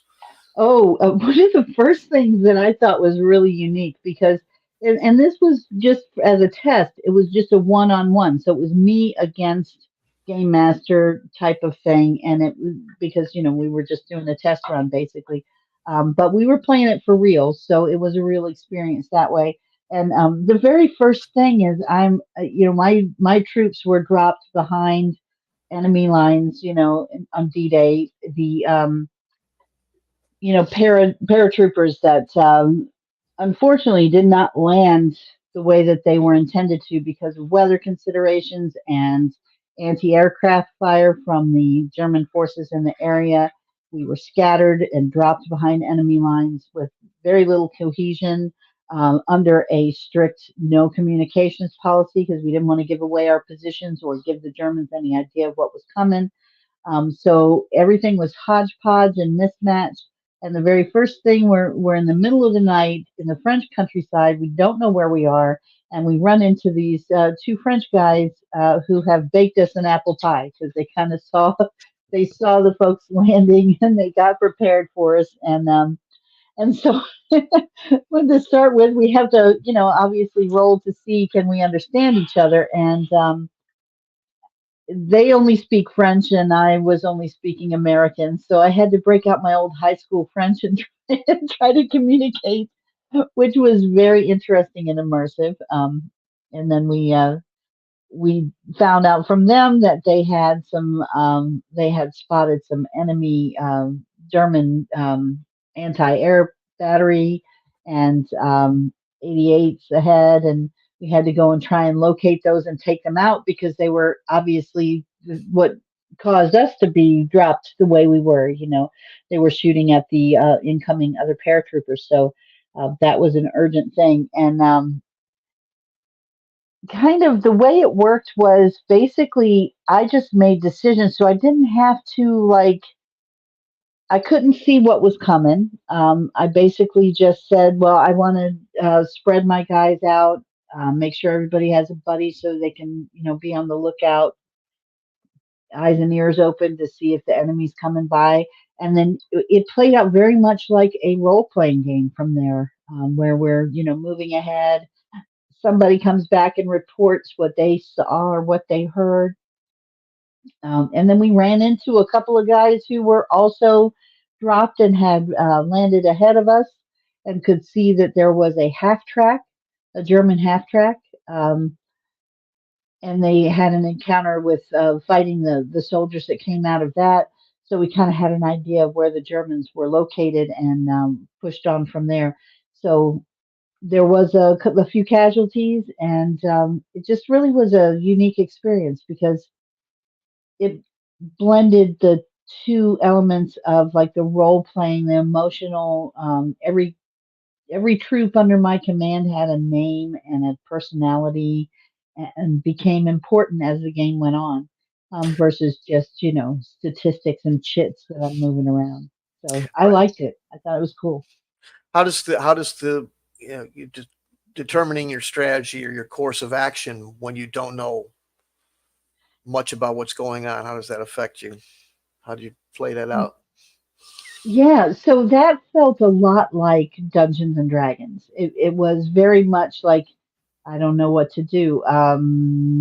Do I hear anything? Do I see anything? What am I working with here? And getting to know and like little simple things because we had no communication.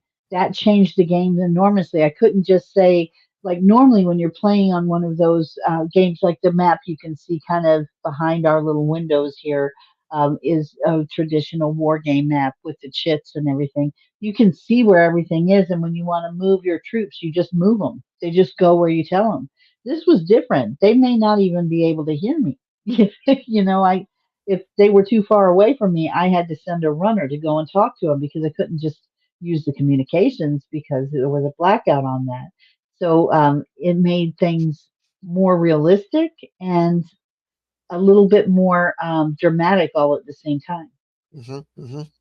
So, having been thoroughly steeped in Star Wars D6 over the years and playing that system out, uh, how do you look at that comparative to the Paracosmic Convergence? I liked it better because it felt less like counting dice and numbers the way that it was done. It was more like it wasn't about okay, you've got to roll an 18 and you got to roll 14 or above or whatever, and then okay, you knocked them out. It was really more about the guy was hit at this particular spot, or that you weren't hit, but it was a close call, and now your troops are rattled. Or just there was one point where I had one guy who wouldn't take the orders because he was too close to what sounded like a tiger. It turned out to be this half track, but it sounded like a tiger. And one of the spotters that I had said, "Oh, that's a tiger up there." And then everybody was kind of paralyzed in fear until they realized it was a half track and not a tiger. So those kinds of things are very realistic and human. It seems,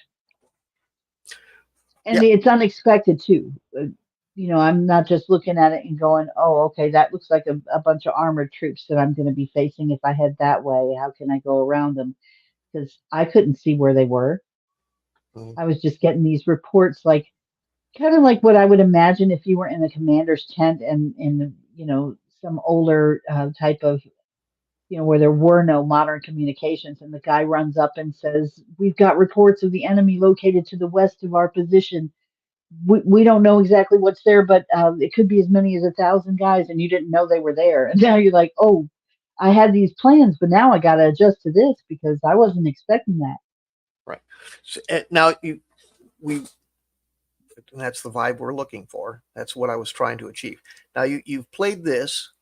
You got a brief fantasy adventure Uh-huh.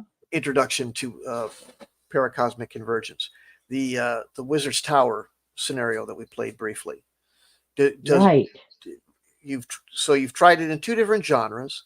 How did you, understanding that you didn't get an opportunity to play a lot of D&D, but you have played? Yeah, no, we got interrupted on that one, which was unfortunate, but because we were just at the part of the game where I was trying to to figure out the puzzle left behind by the wizard we were after, which is kind of the part I was looking forward to the most. I like that being able to have elements of a puzzle kind of thing, like you search the room and find you're looking for something that's going to give you the clue to take the next step in your journey.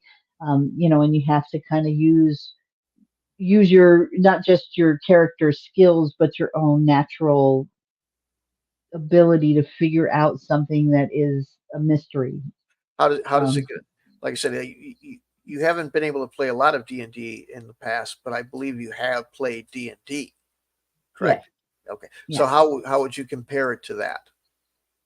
I would say it was more of a narrative that made sense. It wasn't. I I think in a lot of cases in D&D games that I've played, there's a lot more discussion of the dice.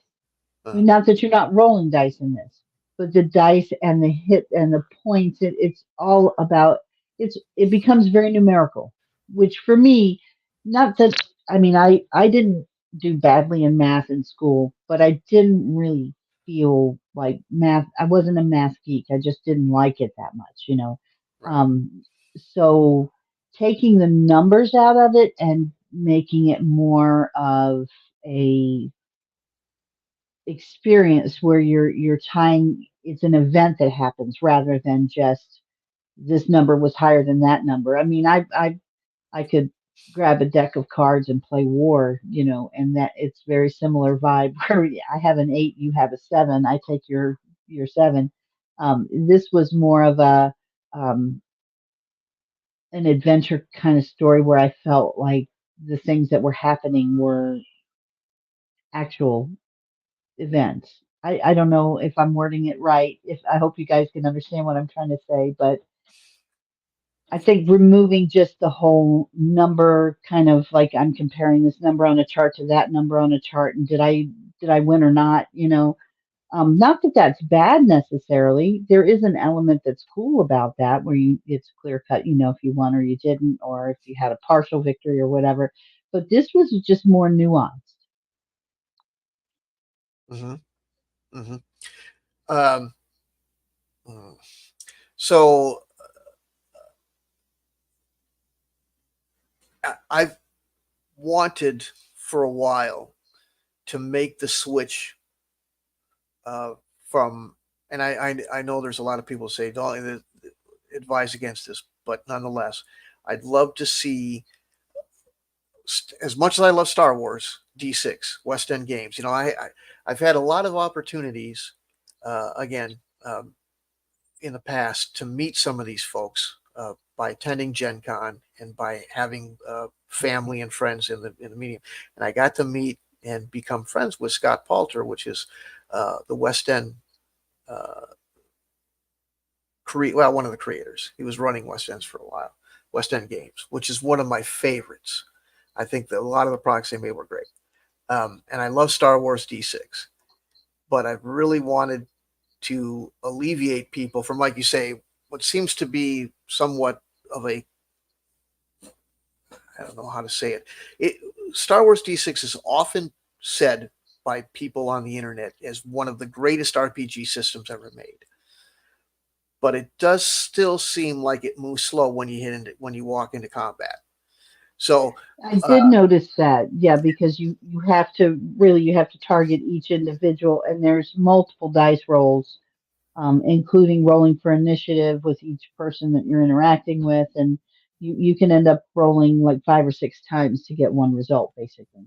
right, and that's that, and it, it has much like everything in Star Wars has a consistency or continuity problem. Um, and that's not their fault. It's but it is there. So I'd love to have people make the switch and play Paracosmic Convergence. Plus, I mean, is it completely selfless? No, I want to promote my product. Of course, I want people to have a taste of it, and I would love to try that with Star Wars. But what do you think about doing that mid campaign, making the switch? Well, mid-campaign makes that's always a difficult kind of thing because people get used to one thing and you've got your character set up based on one set of rules.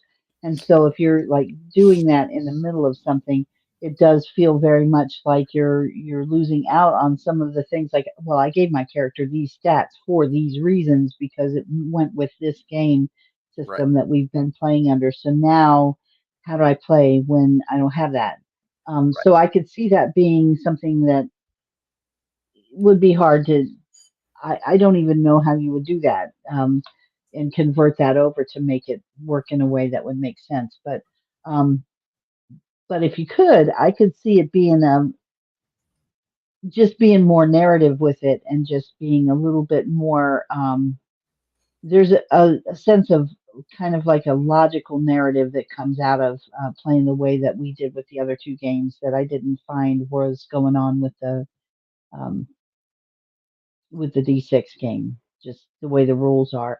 It naturally most of your conversations coming from the players, coming from the DM, coming from everything ends up being about the numbers, which is it creates that barrier that for just a moment it's like a blink in the game where you remember that you're just rolling dice and you're playing a game rather than feeling immersed in the experience of the true role playing out as the characters themselves, or interacting with the NPCs are more realistic when you're not just talking about how many hit points they have.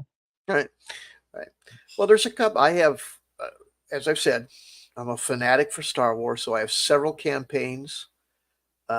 keeping one going with players, because everybody's got busy lives. I get it. But keeping one together with enough players is hard enough. But I did write a lot of material, and I did write a lot, for several campaigns, and I sure would love to get one of those down the road too. Maybe, Yeah. maybe if there's anybody listening that's interested, I have a couple of other. I have one from a little bit earlier in the timeline, just after what would translate it easy enough by saying just after the third movie, which is Revenge of the Sith. And I have one that would be just after this. Well, I say third movie, but they're not really in chronological order. Episode 3, and I have one just after episode 6, which is the third movie, Return of the Jedi, or third release movie. So the timeline is a little hard to come up with, but maybe somebody want to play that. I got a couple other ideas. There's always games available for people who want to play them.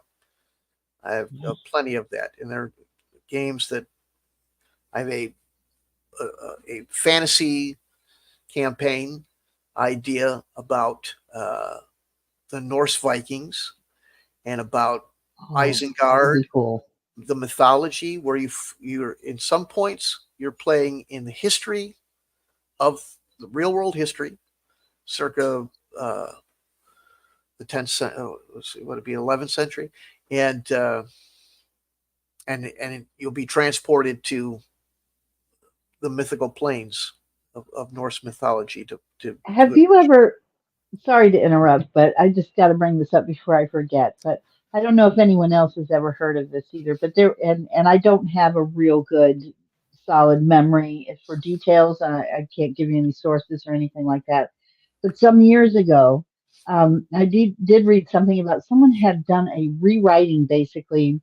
Kind of reminds me of like the guy who went through and rewrote, like the guy who wrote Wicked. He made a whole genre out of rewriting fairy tales where the bad guy was not exactly the bad guy anymore. yeah, They were the focal point of the character and they were kind of the hero in the, because when you looked at it from their perspective, you could see why they would be the good guy in their own story. And so there was someone did something similar with the Lord of the Rings from the perspective of the orcs, where they were enslaved by all of the other creatures of Middle Earth, and they were rebelling against their own enslavement, and they were the heroes of their story. right. Of course, it didn't make them any prettier when to look at, but still, it was kind of a perspective shift that I found very interesting because it's almost like no one ever goes to battle in any conflict ever anywhere to be the bad guy. They all think they're the heroes of their own story. I mean, we think we're the heroes, they think they're the heroes. And, in every conflict, I think that's a necessity before war happens or any kind of battle happens. So I just found that interesting. And I think there could be some games that could be where you know, you can recast the villain as the hero and make an interesting story and an interesting role playing game experience just for, and I know some people too, who really like playing the villain part.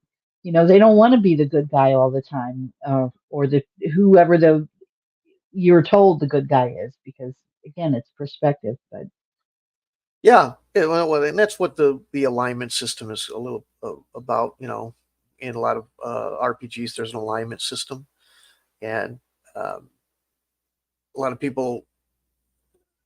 I've had some interesting perspectives. Uh, I've had some people come to me and say, "Why would you ever want to?" The whole idea of this game is to defeat evil. But other people say, "Well, one of the great," or complain about the content. For example, I won't get into too much detail because but there are places in Ash Worlds uh, in hut space that are, to say the least, seedy and filled with you know a lot of hedonism and not debauchery. PG over there. No, no, That it's place is right, definitely not. Yeah. right. And some people get really you know, they have strong feelings about that sort of stuff. But the idea of role playing is to explore something that may not be socially acceptable in real life. That's the idea of being in a pretend world. It's to go down those hypotheticals in a manner that doesn't get nobody's getting hurt for Right. real, for realsies. And Although I will say, and it's important, and we're always very clear, and you've always been very clear too, um, that certain things are not for children, certain things are not for certain audiences. sure, If you have sensibilities like that, oh, yeah, you you have a you don't want to be surprised in the middle of a game by something that is completely going to be an ethical quandary or something that makes you feel like your boundaries were just well, ignored, or that you were made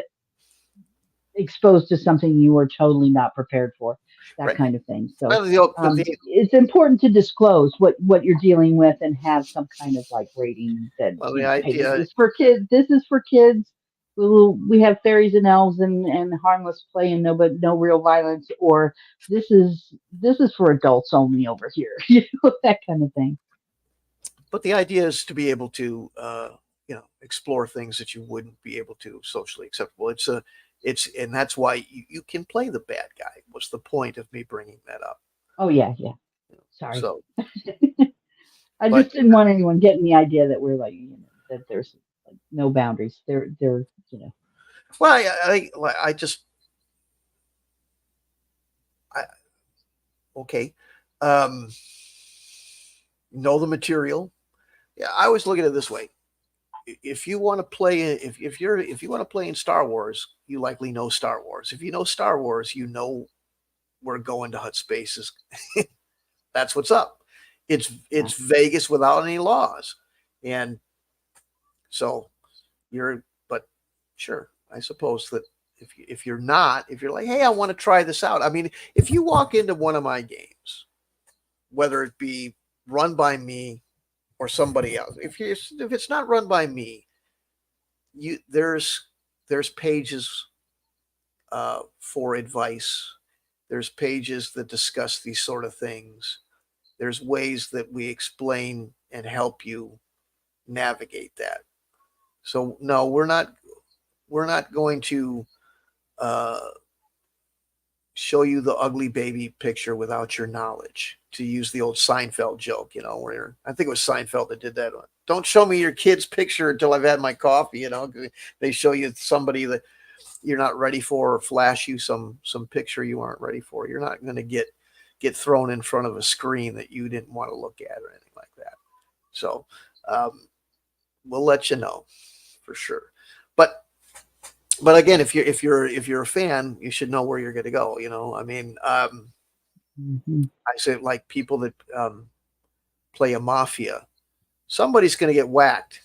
It's the mafia. I mean, it's going to And a happen, war game implies there's going to be some right? Yeah, casualties people are too. going to Yeah, some things go without saying. right. You don't have That's what to I'm trying to say. say, "Hey, Right. welcome to my war game. There may be casualties." Yes, Right. Yeah. Yeah. That you're kind going of to thing. know that from the start, right? So I don't know why these That's things are fogging common up. sense. Does. My I keep rubbing my glasses. They're just fall. I don't know why they're fogging up right now, but yeah, yeah. That's what I'm trying to say. You Yeah. there should be some knowledge of what you're about. But yeah, we're not going to drop anything on you, anything like that. We got all that handled. Yeah. So, but I want you. I got to get you. I think we've covered just about everything back and forth. But um, here's one thing: when we in the future, we're planning on doing these on a regular basis, and you have two hosts that have different origin stories, different perceptions of what's of the industry to a degree, so that you can get a interesting perspective where you can look at it from two different angles. So Oh, and it's be prepared because he and I do not always dude, agree I'll tell you on right, and things, but I don't want this thing we're nice about it, but we don't always agree. right. And I'm not saying get ready for an episode of Crossfire, because we ain't No. it ain't gonna be like that. But sometimes there's gonna be some different things. But I also like to guinea pig, and that's why how do you say this? Controversy isn't always bad as long as people don't get spun up too hard about it. And You have to marry your controversy with respect. well, As right, long as you marry those two elements together, controversy and respectful controversy is okay. right, It's when the controversy becomes so heated that people stop respecting each other is right, when you can't talk about it anymore, and then nothing happens. So, right. nothing And good happens, I should say. exactly. Plus, you have somebody here in Magenta that's relatively new. So she gives that perspective of discovery and and noobs aren't bad. It's not bad. Here's what I'm saying. There's no you're not jaded by something. You're not influenced by decades worth of discussion. I think some of these people dig a trench and they occupy that trench because every guy I've played with thought this way, so this must be the right way or something like that. So we can.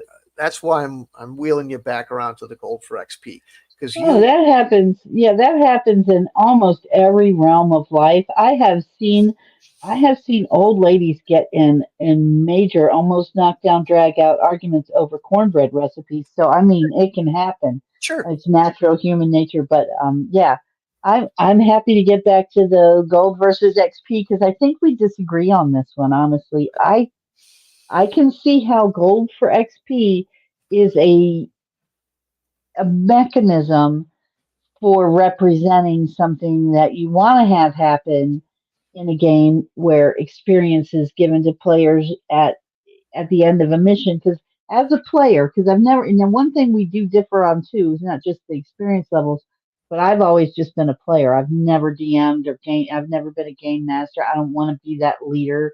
I just want to play. Maybe that's selfish of me, but I just want to play and have fun. So I haven't taken that role on. But as a player, I go through this whole long slug and I find the treasure. I want a reward for that. I want at least a new epaulet. At the end of Star Wars, where they put the medals on them at the end, I want that. I want something, you Sure. know. I Right. don't want it to be for nothing, if that makes sense. Sure. I get it. I get it. So one of the I had a couple of interactions with Gary Gygax, and one was that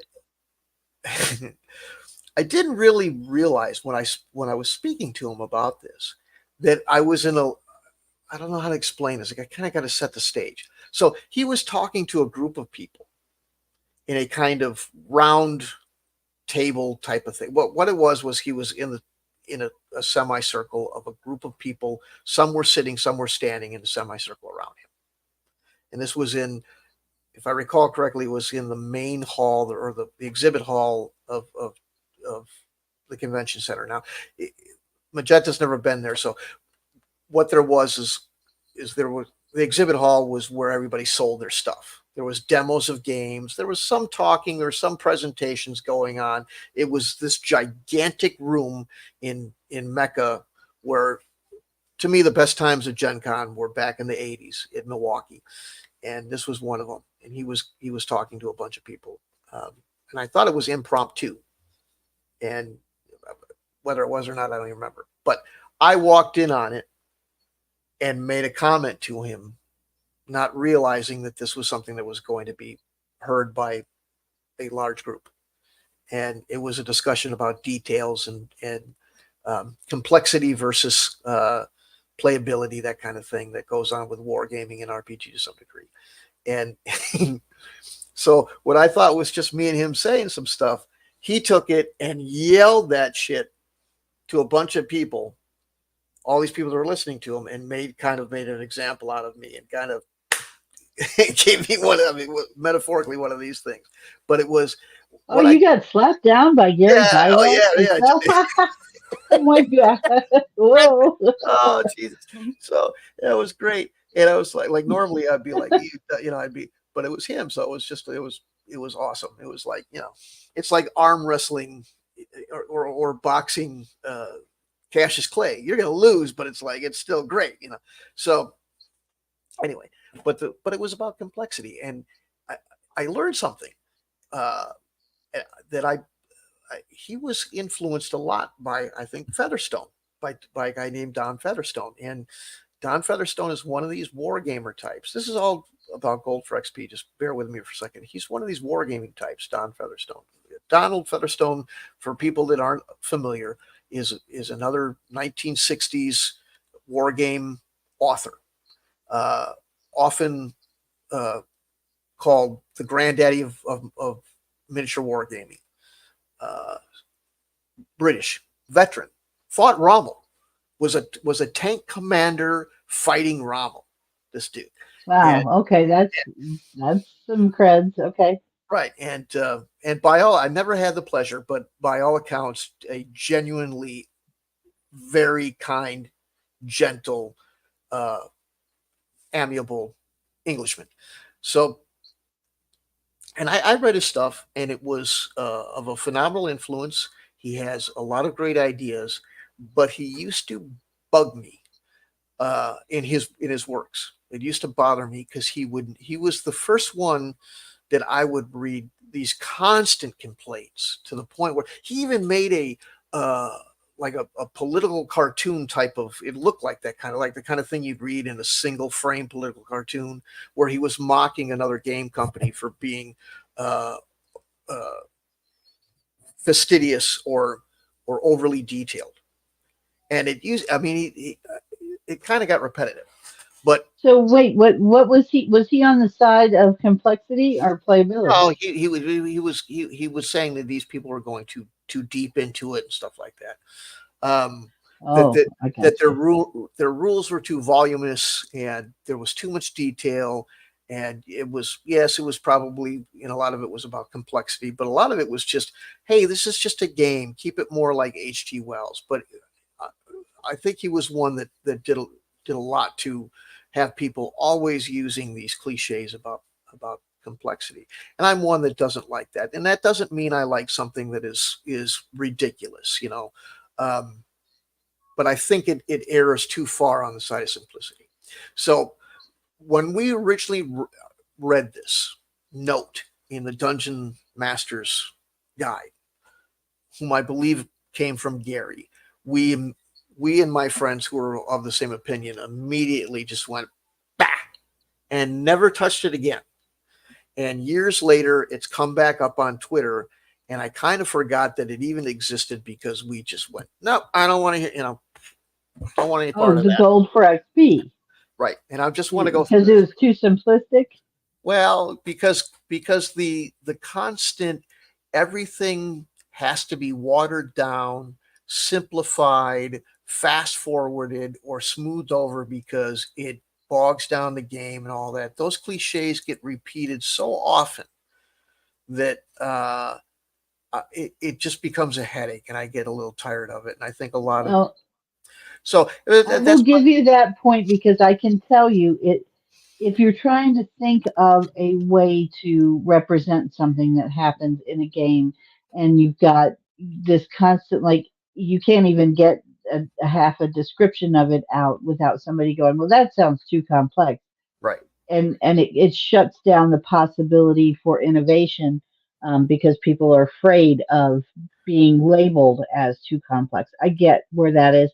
On the other hand, though, I can say that not everything needs to be represented. I mean, we've talked in the past about some games where you would even get to where the weather, you had to check the weather map at the start of the game to or the end. I can see where it can be appropriate, but at the same time, my opinion on that has always been the randomization of the dice kind of takes care of some of that in some ways because it it can account for some things where you don't necessarily have to know what caused your military plans to go awry, whether it was the weather or whether it was something else. Well, It okay. there Yes, Okay. the best laid plans kind of theory. That's where the dice come in. That's what makes things what should be a sure bet because you've got you outnumber your enemy. You've got more firepower on your side. You've got better veteran troops or whatever. It should be an easy victory, but you roll those dice and they come up low, you're going to lose. And do you want to attribute that to bad weather? Well, your tank got stuck in the mud, or your your your magic user drank the wrong herbs because he got his bags mixed up for his morning tea, and now he's like on some kind of psychedelic trip and can't do any magic. Who knows what it is that caused you to fail, but you failed. So you can narrate the story to add that realism of what can actually happen in a either conflict or war game or a role playing game just by creativity in some extent. The dice rolled this way. Do I tell you, well, you had a bad roll of the dice, or do I say, oh, well, your tanks are stuck in the mud and you didn't travel as far as you needed to, and you were ambushed by the enemy. Bad luck. Okay, but here's the thing. So before there was style of gameplay that we were talking about earlier, where some people don't like, things like, well, we don't like character death or whatever. There was Uh-huh. years back, there was always controversy about style of, and there still to some degree is, but style of DMing. And there was the people that, I don't want this DM I want a DM that's going to tell me a story, not try to get me killed. And then there's certain people that go, no, the whole point is I want a challenging game. And Right. in a challenging game, the DM is going to throw challenges at me. So, but and then the counter argument was, well, if it gets too competitive, then they'll just take something 10 levels over. If they can conjure anything up they want, because there's this attitude about gaming. Well, and Gary says this, or other authors and other contributors to TSR say this a lot. In the end, the DM is the final word, and he can do whatever the hell he wants. A lot of people take what they're saying to mean that, and sometimes they kind of are. Like, you can just make up order. Well, at that point, you do have a situation where if somebody wants to make you dead, they can conjure up anything, they'll do it. You're going to walk across the meanest, biggest dragon in the entire universe, and he's going to kill you because you're level 5 and there's no way you can win. And then you have a game that sucks. And so Well, that's yeah. I mean, that's the responsibility because the DM or game master needs to be responsible to make it a challenge, not a right. death trap.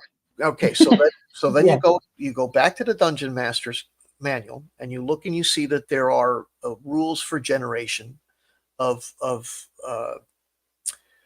monsters, so that it doesn't appear to be arbitrarily pulled out of a hat to ruin your day, or to be shoehorned into some concept that the DM wants to push on you instead of a decent or level-headed judged game.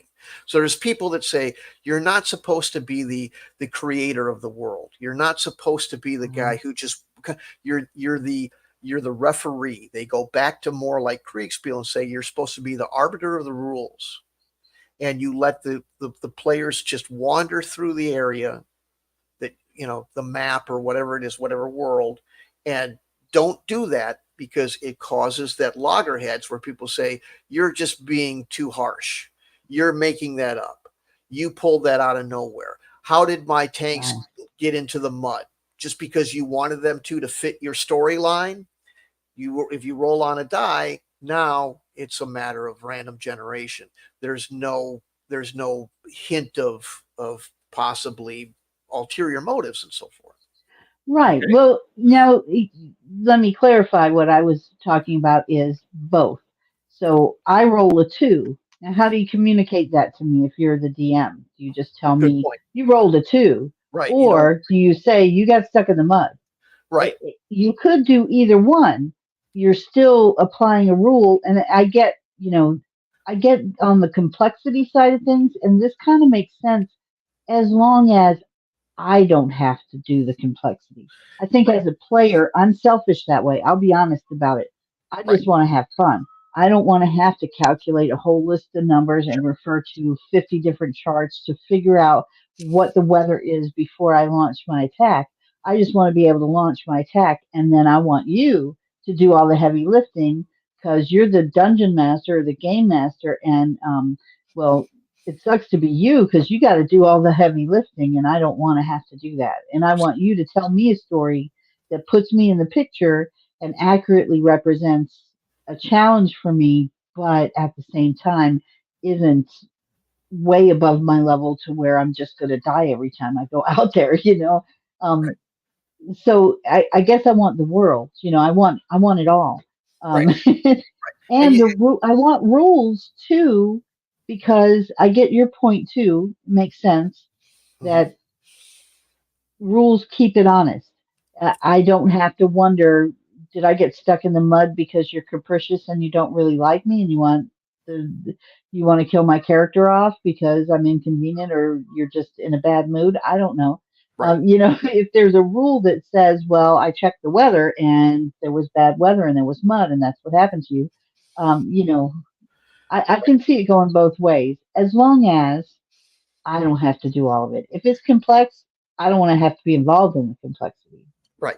And that's your that's the case that I agree with, that I try to make with the products and the service that I sell, where you don't, if you're a new player, whether it be role playing or RPG or both or whatever, you can, this is an approachable, cheaper than, you know, remember the anecdote I just told maybe half an hour ago about the Warhammer thing, and they just kept slapping stuff on top. Oh yeah, yeah. Buy this supplement, buy this new rule set. Yeah, every year or Through every the two door, months. I'm like, just set me up with the beginner set to just get into the hobby. And this was in what, maybe, I don't, I think it was not the late 90s. It may have been Yeah. 2000 something two or something like that, but no later than that. It was a long time ago. And uh, so money was worth a little bit more. Again, we don't like politics, but it is what it is. And so $180, which I think it was approximately 180 bucks. That was what they were saying it cost me to walk through the door, to get into the game. When I say walk through the door, I mean get into the game. And blah. So, and that was just the start. That was just a start. And that was for one game. That's why you see people make certain games their whole hobby. And they Yeah. go, well, I'm really into that one. And they probably are, but they're also, I couldn't play with 285th tanks in the late 80s and play with 12400 naval units. I just didn't have the cash flow to buy a fleet of metal miniatures and a division of army tanks and troops. Money. And I wanted it all, but I couldn't afford any of it. So here, Well, if and then there's storage too. This is what I like about the virtual tabletop that we're playing with now, and the all of those types of things. But the tabletop simulator is probably my favorite. But well, definitely is my favorite. But it's you don't have to find a place to store them on your closet shelf.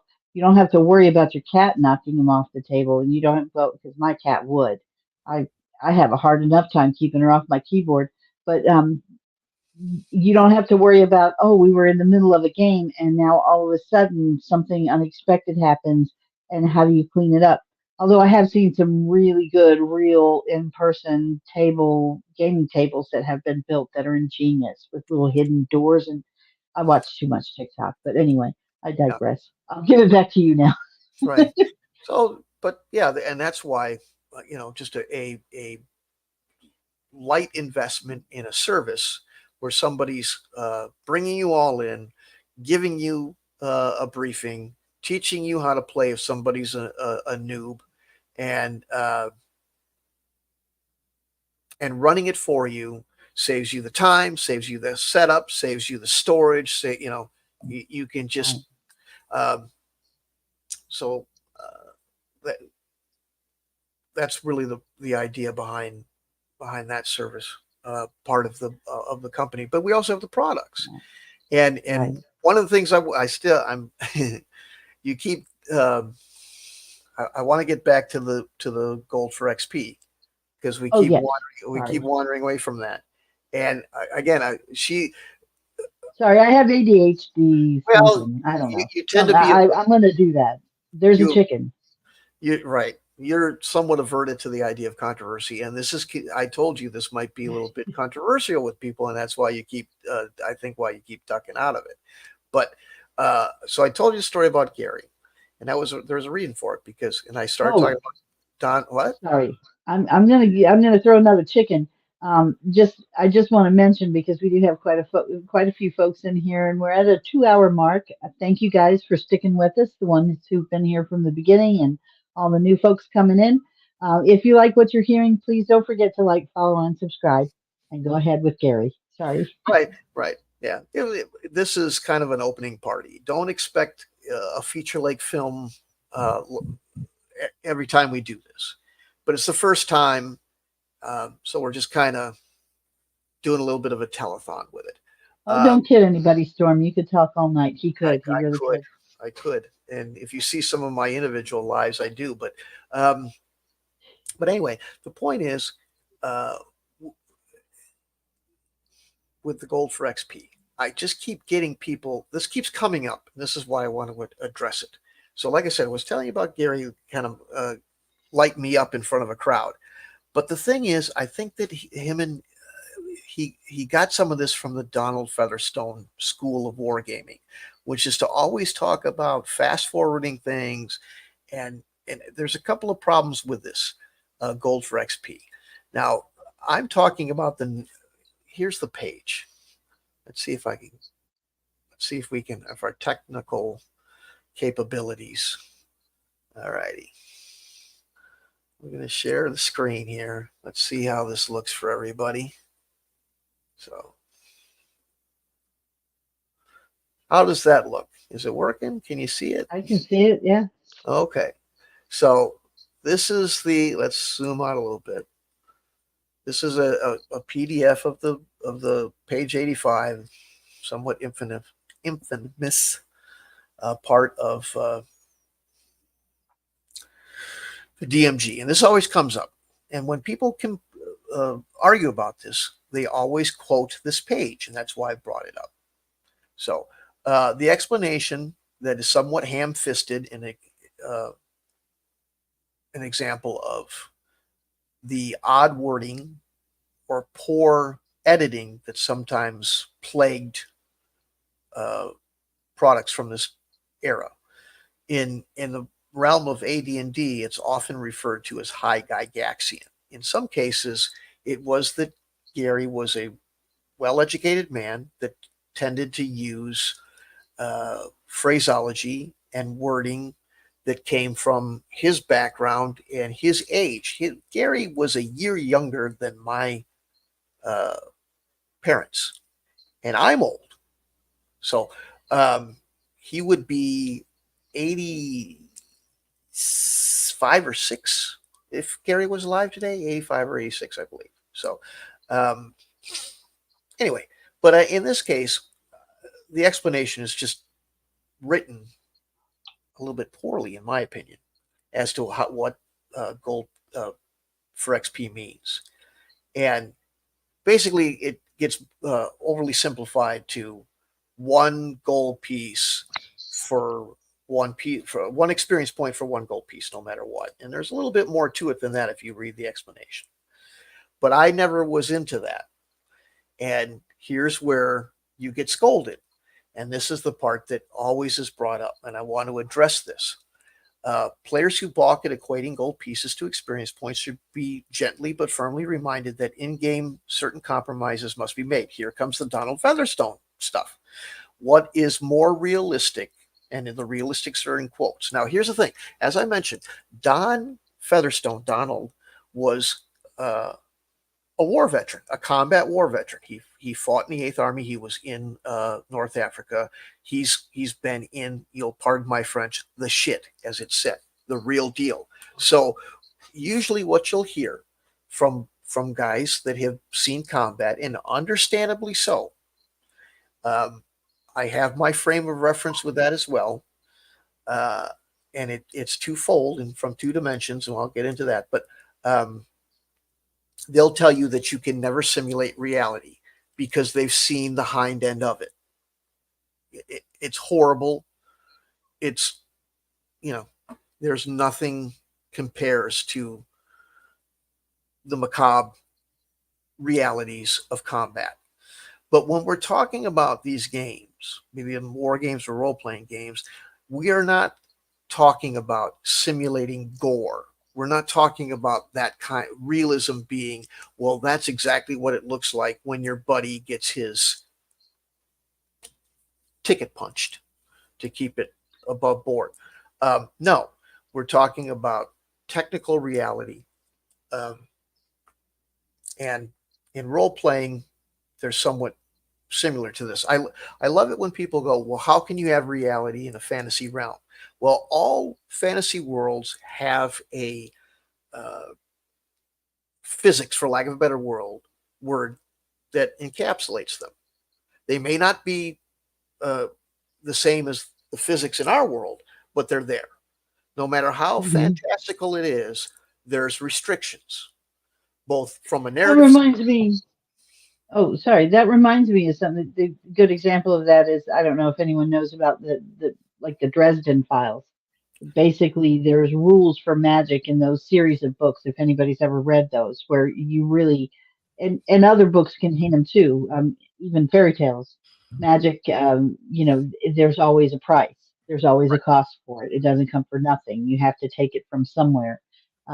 Even if anyone watched The Witcher, that example where she's trying to lift the rock and she has to take the life energy of the flower in order to do that because it has to come from somewhere. Otherwise, your hand shrivels up and falls off or whatever. But yeah, sorry, I just wanted to weigh in. Right, right. No, that's fine. That's fine. But that's it. It's a fictional, fantastical thing that doesn't really exist. Magic, and that take still, you know. So there's that. So he goes on to say, while it'd be more realistic in quotes for clerics to study holy writings, pray, chant, practice self-discipline, etc., to gain experience, it would not make a playable game roll along. Here it is. Here it is. So is that strictly true? I disagree. Now, here's a problem that we have in conversations I've had with people who get a little bit testy about this type of thing.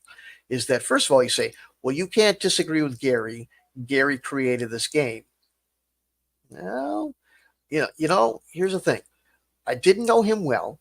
He wasn't a friend of mine. I had the distinct pleasure of being able to interact with him on a handful of occasions, two, three. It was two or three. Um, I've met other of those group of men and women and been able to talk to them as well.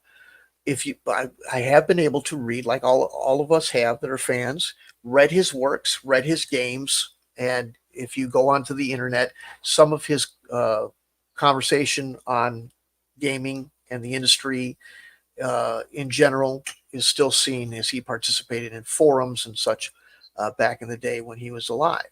And you can see his opinions and his statements on a lot of things. In a lot of cases, they evolve. I've had the opportunity to once again interact with briefly, but yet still, be it social media or not, uh, Kuntz, which is another uh, individual involved in the creation of TSR, and asked him a few questions about things like this, about Tony Bath and chainmail and complexity. And some of the things written in AD&D uh, products, like the player's manual and the manual, that have been uh, touted by certain players, certain very devout players as far as philosophy goes, as being the end all be all, and the way that Gary really did it, and the way that Dave Arneson, which is another, really not so much. Some of them they played it that way for a while, and it became too much of a burden in their mind, and so they stopped. But yet years later, they put it into this work, this book that we're looking at, And people said, well, he printed it out this way. That must be the way they did it. It must be the right way to do it. So there's this Let me, weird. Hmm? oh, sorry. I want to ask, if it wasn't done, what is the alternative? Because if I'm going to, anytime I'm making an assessment between two things, if gold for XP isn't what you would recommend because you feel like it is not a way to do it, what's the alternative methodology for accruing experience points for a player in these different realms? How would you recommend instead of gold for XP as a preferred option? Well, my recommendation, what I do, is there's several. Um, as far as the history and the way that TSR went, a lot of these rules weren't universally accepted as great. And uh, there was two. This goes for all sorts of things. Avalon Hill, which is a famous wargaming company, they had a periodical or a magazine called The General, where people would write in and they'd say, this rule in this game ain't so great. Here's what I did to change it to make it better. And some people would adopt those rules and play them. Some people would just read them and go interesting, and other people wouldn't. But the same thing happened with this sort of things. And there were uh, at least two, if not three, in Dragon magazine. I forget all the details of them, but there was a few examples of players who presented. I don't like the way that works either. Here's what we did instead. And again, there's people that are have an encyclopedic mind for that sort of stuff and can quote chapter and verse to you. I can't. I have to go get them and read them to you. But I do know they exist. So um, mine is, here's the thing. It's a philosophical conflict. A lot of people that have argued this with me say, well, here's what it is. Gold for XP, the gold translates to all the stuff in this note. Let me just get through the note real quick, and I can explain better my ideas versus others and the alternative. So Okay. they go through this list. They talk about holy writings, pray for clerics to study holy writings, pray, chant, practice self-discipline, etc. to gain experience. It would not make a playable game. Roll along. That's subjective. I disagree. Similarly, fighters should be exercising, riding, smiting pelts, tilting at the list, and engaging in weapons practice of various sorts to gain real expertise or experience. And magic users should do magic user type stuff, etc., etc., etc. Experimenting with alchemy and so forth, while thieves should, this is the one that really gets me, while thieves should spend their off hours honing their skills, casing various buildings, watching potential victims, because originally thieves were also assassins. They later on assassins became their own class or whatever, and carefully planning their next job. All very quote. We didn't use the quotes on the realistic this time, but conducive to non-game boredom. Okay, this has been a problem in gaming discourse forever. It's more so, more than ever with the internet. There are people who will objectively state this is fun, and here the author is doing the same. Gary, I suspect, and that's no, it's a subjective opinion. I don't find stamp collecting fun. Somewhere out there, somebody does. Somebody is having a lot of fun line dancing. I'd rather hammer my big toe, you know, black and blue than do that. It seems like Ooh. it's not my thing. I mean, God love you if that's what you're doing with you, enjoy, but not for me. So it's a subjective thing. Now, as far as making it bogged down as a game, again, that's something I think that can be uh, discussed and argued with. So I don't want to make it too much of a lecture, but just bear with me for another second. Some of the things in this is the thing that really blew my mind about this, because some of the things in this list very much would make an interesting game. The idea of a thief or a group of thieves casing a joint is part of an adventure, or an adventure in and of itself.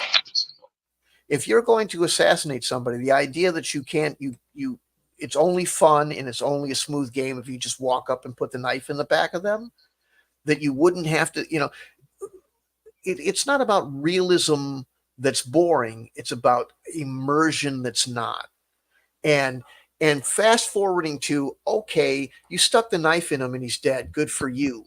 Versus the tension and drama of not getting caught or trying to find somebody. Some great movie scenes are people being followed and stalked. I can think of several, like James Right. Bond, where the guys, one of the bad guys is tracking him through the Mardi Gras crowd, and are they going to catch him or not?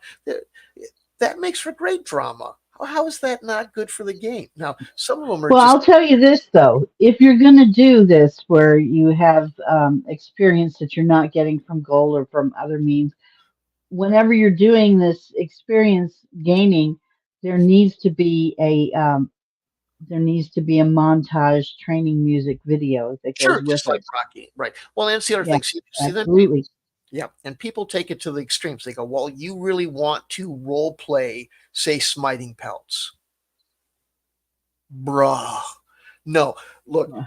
and and and that particular choice on the list is a flummox to me, because what are you saying? Are you saying that only trained soldiers can go hunt things? Because I think Farmer Joe, that has never even thought about entering a dungeon, is out there smiting pelts. So, to make a living, or to get something to eat. So, not getting that. And certainly, I I don't. will say though, I gotta give you a little, because when I think of this, when this description comes down, the thing that I think of is Lord of the Rings Online, which is a game that I've played, and has a game that I've loved playing.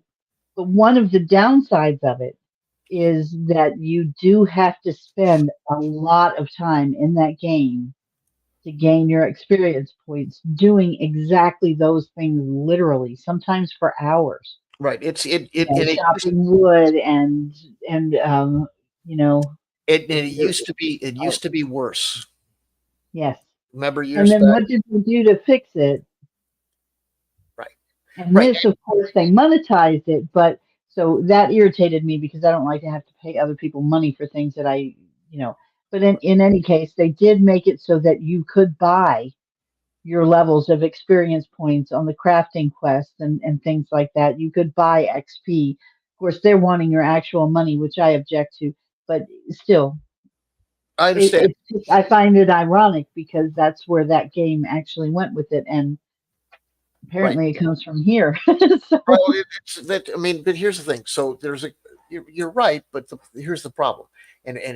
I don't know if I'm just inarticulate or what the deal is, but like I say, a lot of people have said that means you want to see people smiting pelts. No, done. No, done. But there are things on this list that were regularly parts of the games I played, and why the hell wouldn't they be? And the idea that they're subtracting from the fun, that they're bogging things down.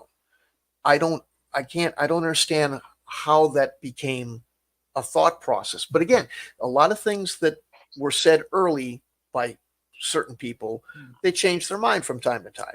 So, uh, but well, I got. I think that Oh, sorry. I think that people that hear me say this immediately go to the kind of examples you're talking about. Well, you want that kind of thing, and that's not what I'm saying. What I'm saying is that certain things on here do make more sense to be part of the game. For example, as a cleric, what do you do at night when you're done? As the character has to meditate and or read certain things to regain some of it. Same with a magic user. Read scrolls, uh, read tomes in order to relearn the spells. In D&D, a lot of spells, when you use them, they're gone for the rest of the day. You have to spend some time. And And when you bring this up, they say, well, you just want to role play some guy sitting reading a book. No, all I'm saying is that uh, that time should be accounted for, and that in some cases, some of this stuff actually does make for better, more immersive role playing. Secondly, the other thing is that people say, well, that's all painted over by paying for it. The gold you have represents the risk you took and the things that you did in order to get it. But the problem is that a lot of people are always complaining that what they call murder hobos, that people just go around killing everything they can find in order to get the XP and the gold. Okay, so they want people to look at problem solving a different way. They want you to sneak the gold out. When you break down these arguments and you pair them up with other statements made in other philosophies about other parts of the game, it just becomes this, why don't we all just be a bunch of misers that find a way to haul as much gold out of places as we can? And that translates to us being better fighters, better users of magic, better thieves. And that's where it breaks down in my mind, because you learn and you gain abilities by practicing them. Yeah. Or by reading Well, about them. See, that's the thing. yeah. So I get what you're saying, and So it my kind of, hmm?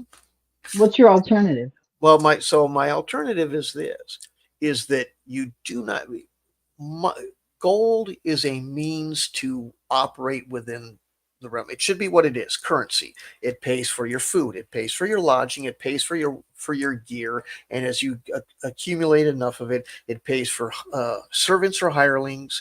And as you get even more rich, you might be able to build a castle or hire a small army or something like that. It's, it makes the world go around, yes, but having more of it doesn't mean that you can hit me harder or better with a sword. Right. You don't become a better soldier by becoming a richer one. You fight Yeah. battles. You know what I mean? So Right. the experience should be coming from commission of the doing the things, a lot of which are uh, in this list. Let's go with fighters. Okay. Exercise riding. Okay. Learn how to ride a horse, or practice riding it better, into war, something like that. Engaging in weapons practices.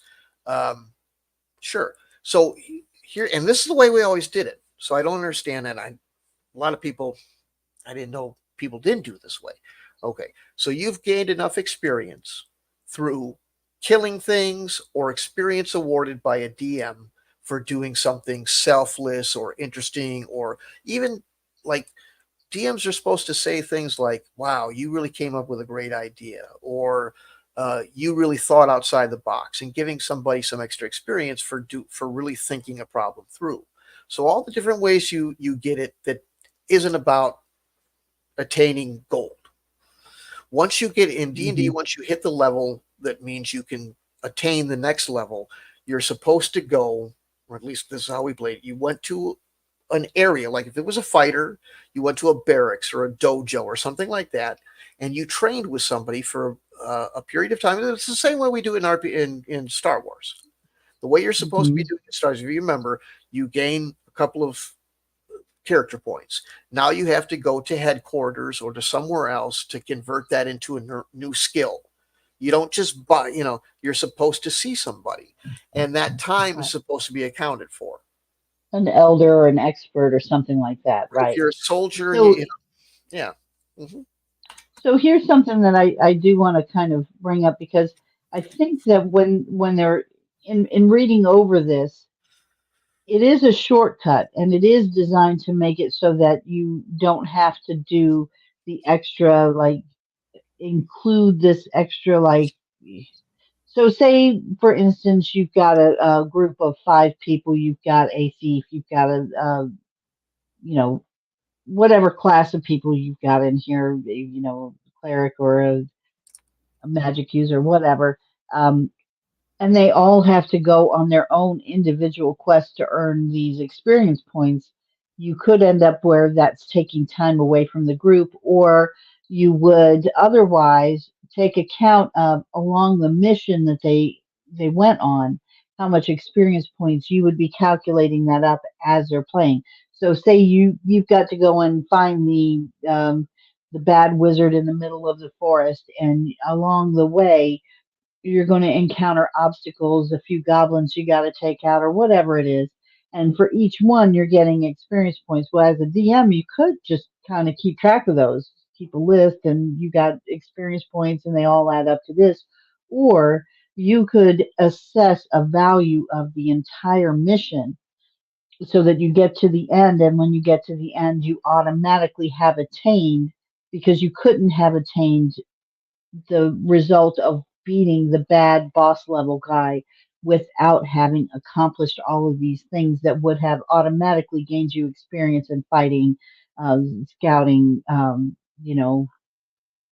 casing the joint, whatever it is that your particular class is doing. You would have had to accomplish those skills in order to get that result.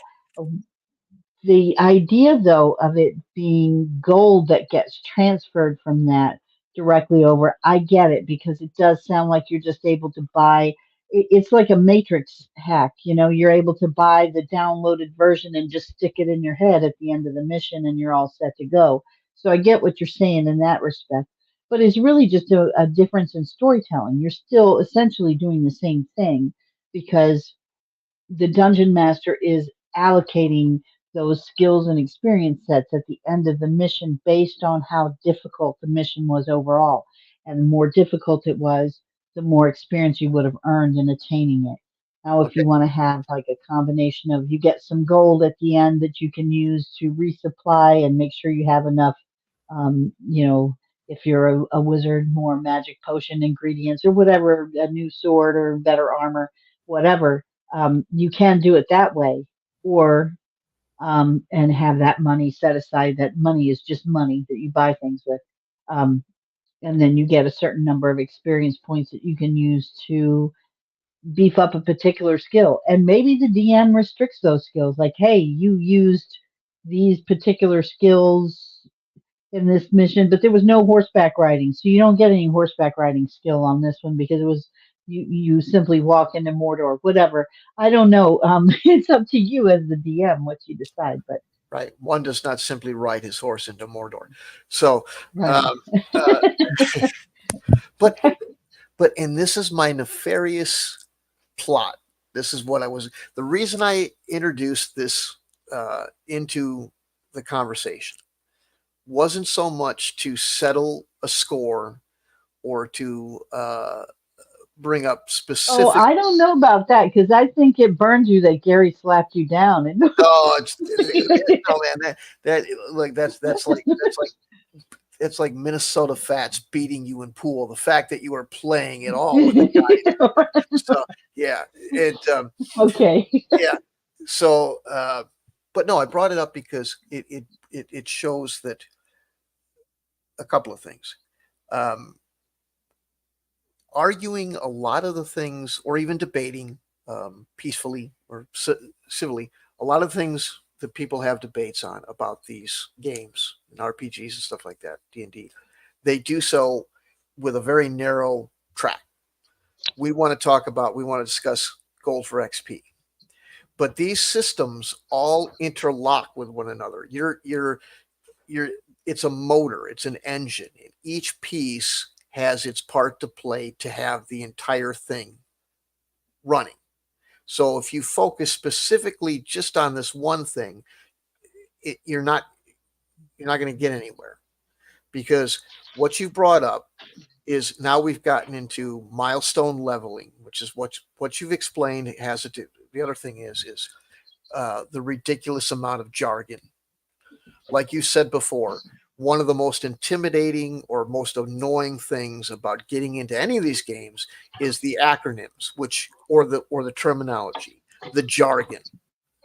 And RPGs have a ton of it, and a lot of it is stuff that, depending on your age, you called it something different. I liken it to, um, if you go to the right place in the country, the shopping cart isn't called a shopping cart. It's called a buggy. If you go to the right place in the country, you're drinking from a water fountain. If you go to a different part of the country, the same piece of equipment, you're drinking from a bubbler. Are you drinking a Yes. pop or are you having a Coke? You know, um, Right. are you washing? Same thing, different names. Well, and as a tech person, I have to say it's a particular interest to me because I work in tech support is my job in real life. And one of the things that is so irritating is the way that jargon is used to gatekeep. I remember my early lessons in tech where we had to learn terms like WYSIWYG, which basically means what you see is what you get, Right, which is ridiculous that that has to be a term that is created. It's created for no other person that, or no other reason than to make a person who's never engaged with anything technical feel right, completely inadequate. There, right, because there's no reason to not just say it looks like what it is. You could just say that to people without having to create a complicated, goofy sounding acronym that makes people go, "What the hell? I'm never going to get this stuff. This going to be on the test?" I mean, I actually had in my computer classes that was on the test, and I got to know what that acronym means, and it's for no other reason than just because a bunch of people decided they were going to come up with this terminology for their shorthand, and they didn't care if it meant that anybody else who was trying to learn it on the outside was going to be way behind the curve and feel like it was way beyond their means. right.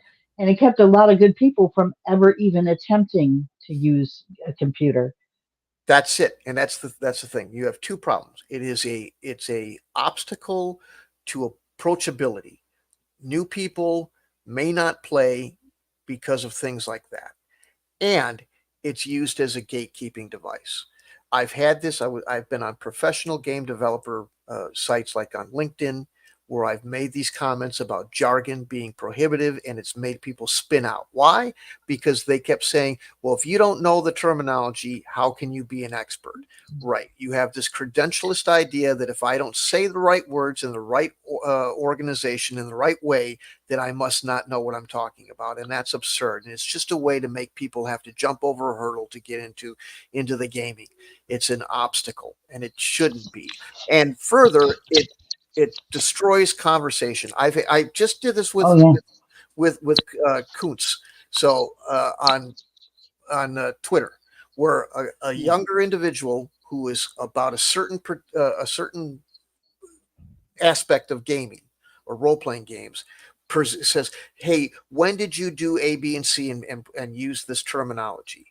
And now he's asking one of the originators of the game and role playing in and of itself, uh, and he's bringing this question to him, looking for an answer from the expert, but because it's some term that was coined 20 years down the road from when this guy was playing the original game and used in a circle of people that he doesn't associate with or normally do. Even he didn't know what it You meant, know huh? what? I had to translate for him. I Yeah, I said he means oh well yeah, and then he could answer the question. And yeah. that's the barrier that needs to be broken down. We need to get rid of that sort of stuff. But further than that, now you I brought up goals for XP because it does, like I say, it gels with other things. And one was timekeeping. And the example I just gave, where somebody presented a question to him, was about timekeeping.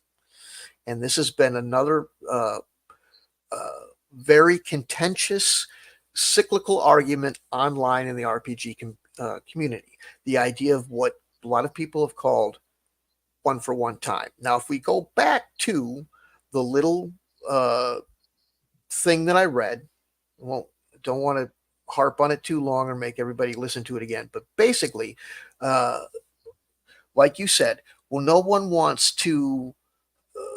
You mentioned it might have problems with taking too long, or taking people out of the game, or making the game go Right, long. like one particular person who's ready to level up in their particular skill set, like the warrior. Right. Meanwhile, the other players haven't leveled up. So what does he do? Is he just gone from the next game round, and you just tell him, "Hey, buddy, we enjoy having you in the game, but you got to sit this one out." Okay. So Right. Exactly that. And that became a thing. So when you talk to some of these folks being the ones that played these games originally, the Blackmore crowd, for lack of a better way to describe them all, uh, they talk about that. Now, um, again, this all came from Kriegspiel, and that's the focal point of Command Post Gaming is Kriegspiel, both in the military sense and in the more gaming sense. We want to have what is called free Kriegspiel, which is a derivative of the original. I'll play the real Kriegspiel with you all day long. I love that. But for role playing and for because I just like that kind of stuff. But for the customer, for the average gamer who may not be into the ridiculously hardcore. Not that Kriegspiel is; it's a very basic and simple game. But Free Kriegspiel was Yeah, made the game we ran that was based on Kriegspiel, I didn't find to be no, difficult right. in the yeah. It's different. It's so the original Kriegspiel was made by a Prussian, and which is one of the uh, sub components that made up Germany some decades later in history. And as a German, it was filled with rules and regulations. It was very stringent. It was it was much as any other war game is today. Here's your map. Here's your troops. Here's your rules. Here's your dice, and here's your charts. It had all the components thereof, and it was used as a military training tool. There's other episodes that if you watch our show, if you see them as they're being published that were taped, well, we'll talk about this in detail. And then there was years down the road, uh, Kriegspiel moved from Germany to other countries to be used as a tool in training military officers, and eventually made it to America, where the Americans are like, "Hell no, that's all too much. We want to break it down, and we're do what we call free Kriegspiel, where instead of these rules and regulations, all these charts, they they watered it down, as I like to use the term, done the whole Donald Featherstone thing that we were talking about earlier, and had it be where the GM basically came up with his idea of what would happen. So, give me a quick example. So, you had an engagement between two military forces, a handful of men. One were in the trees and one were in the open, and they were firing at each other, something like that. And the instructor or the GM was a combat veteran, and based on his combat expertise would say, well, here's how this would go down generally, because these guys had the advantage or whatever the story was.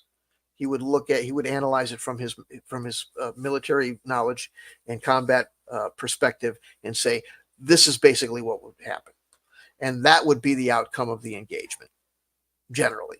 So doing that with role playing, you have if you have implicit trust and have a group of people who aren't going to argue every little point, you don't really even need rules. You can just say, we're going to role play this game, this scenario, and the GM can make judgments as he feels uh, needed based on what's going on in his expertise. I like a combination of that because I think having rules does build trust, and being able to say if you're wanting to learn how to play the game as a player, like what is the best way to handle a given situation, knowing what the rules are and what the background in the rules is what's going to really affect the outcome of your choices is good. But having to constantly in the middle of gameplay, and I think this is what people mean by complexity and what it means in this context where the gold for XP is coming up. It's difficult when you're trying to play and enjoy yourself to have the fun aspect of like the excitement of, oh, what's going to happen next? Oh, we're I love attacking a dragon. That shouldn't be Attacking a dragon shouldn't be a whole complicated affair with a slide rule. You know, It should be an experience that gets your blood pumping, that makes you feel excited and makes you feel, I mean, if you're truly role playing it, that's what it should feel like. And the same thing with military battles should be the same way. So having the rules that are there as a background and a foundation that you can learn as a player so that you understand what the heck's going on as you're playing it doesn't mean that in that you want to have in the game as you're playing it where you have to go, okay, first I have to check the weather, and then I have to check the which way is the wind coming from, and I have to do this, and I have to get my slide rule out, and I have to figure out, you know, that's where people want to have a dungeon master or game master that they trust who's going to implement those rules equitably and fairly so that you have that experience. That's right. And the thing is that it, it,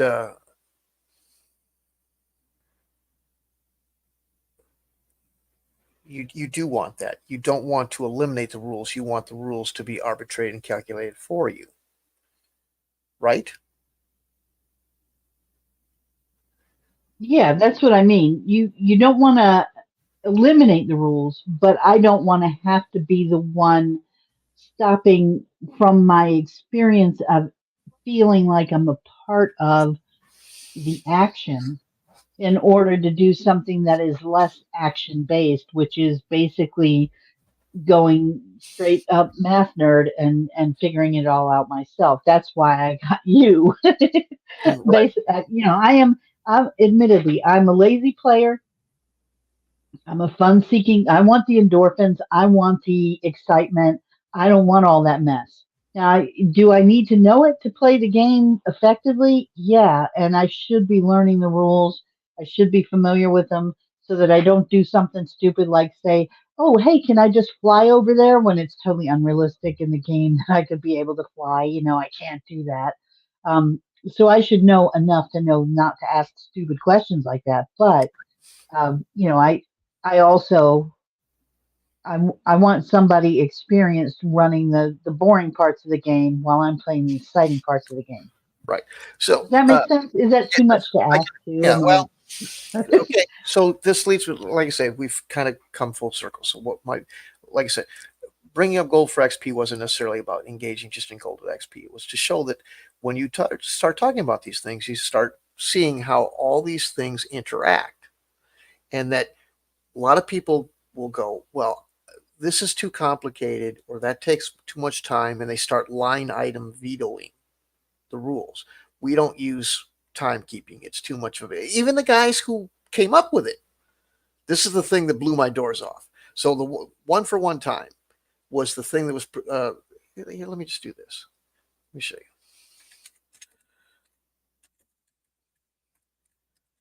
Let's see if I can get you to. Okay. Now, can you see this on your screens at home? Because I'm not sure how the tech works. Can you see this magenta? What I'm doing?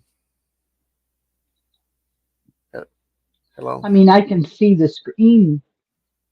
Okay. Am I supposed to be seeing something besides just the screen with the text, or? Okay, I see what's happening. That's all right. That's right. Okay, so let's take you to that. All righty. We'll show you the right one.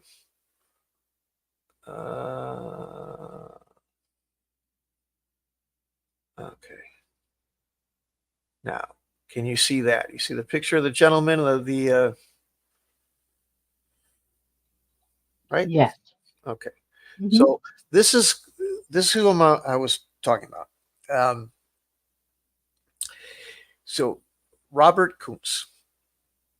Now he's making his own documentary about the beginning of TSR. Quite a bit of detail about the early days and all the people involved. There was a lot of them. He was close friends with Gary. Yes. So this individual has done a lot for D&D. He's one of the originators and a major contributor for many, many years. Now, he's the one that I was talking about where a guy says, "Hey, how did you guys do this?" And started talking about one for one time. Now, one for one time is this idea of playing a campaign. And this goes back to what you were talking about, where hey, what are you going to if these people are training at these places? Aren't they going to be away from each other? Right. Where you can separate as a party and go to different places at different times, even though you're a group of people sitting at the same table. Your characters may be in very different places for a variety of reasons. Well, how do you handle that? Okay, so they interpreted this section, time of the campaign. I won't read it all to you because it's very deep, but there's a whole, as you see, it's a very long couple pages that have some pretty meaty verbiage to them to talk about. But they ask Robert, they say, how do you do one for one, or how did you do it? And Robert doesn't know what the hell they're talking about. When they say one for one, they mean real time. That every day of your life it equals to a day of life inside the campaign that you're playing. This is for long-term D&D campaigns. Are you with me still? Yes, I'm with you. Am I making sense? Yeah, no, it makes sense. Okay. And it seems like that would be like a really long time. So if your guy had to go on a 2-month retreat to learn how to interpret ancient scripts, you couldn't play for 2 months. Right. And in some cases, what you do is they said, well, you take a different character, you play somewhere else or something like that. And if you read these, this long-winded discussion, they'll talk about that sort of stuff. So this guy asked him about him, and he says, we kind of gave up on that. We had one guy that went to China, and it just became, in fact, it became too much. So, and I said, here's the thing. The reason you have timekeeping, and the reason that they bring it up as being something that's critical to the system, you cannot have a meaningful campaign if strict time records are not kept. This is true, and I fully agree with this. Now,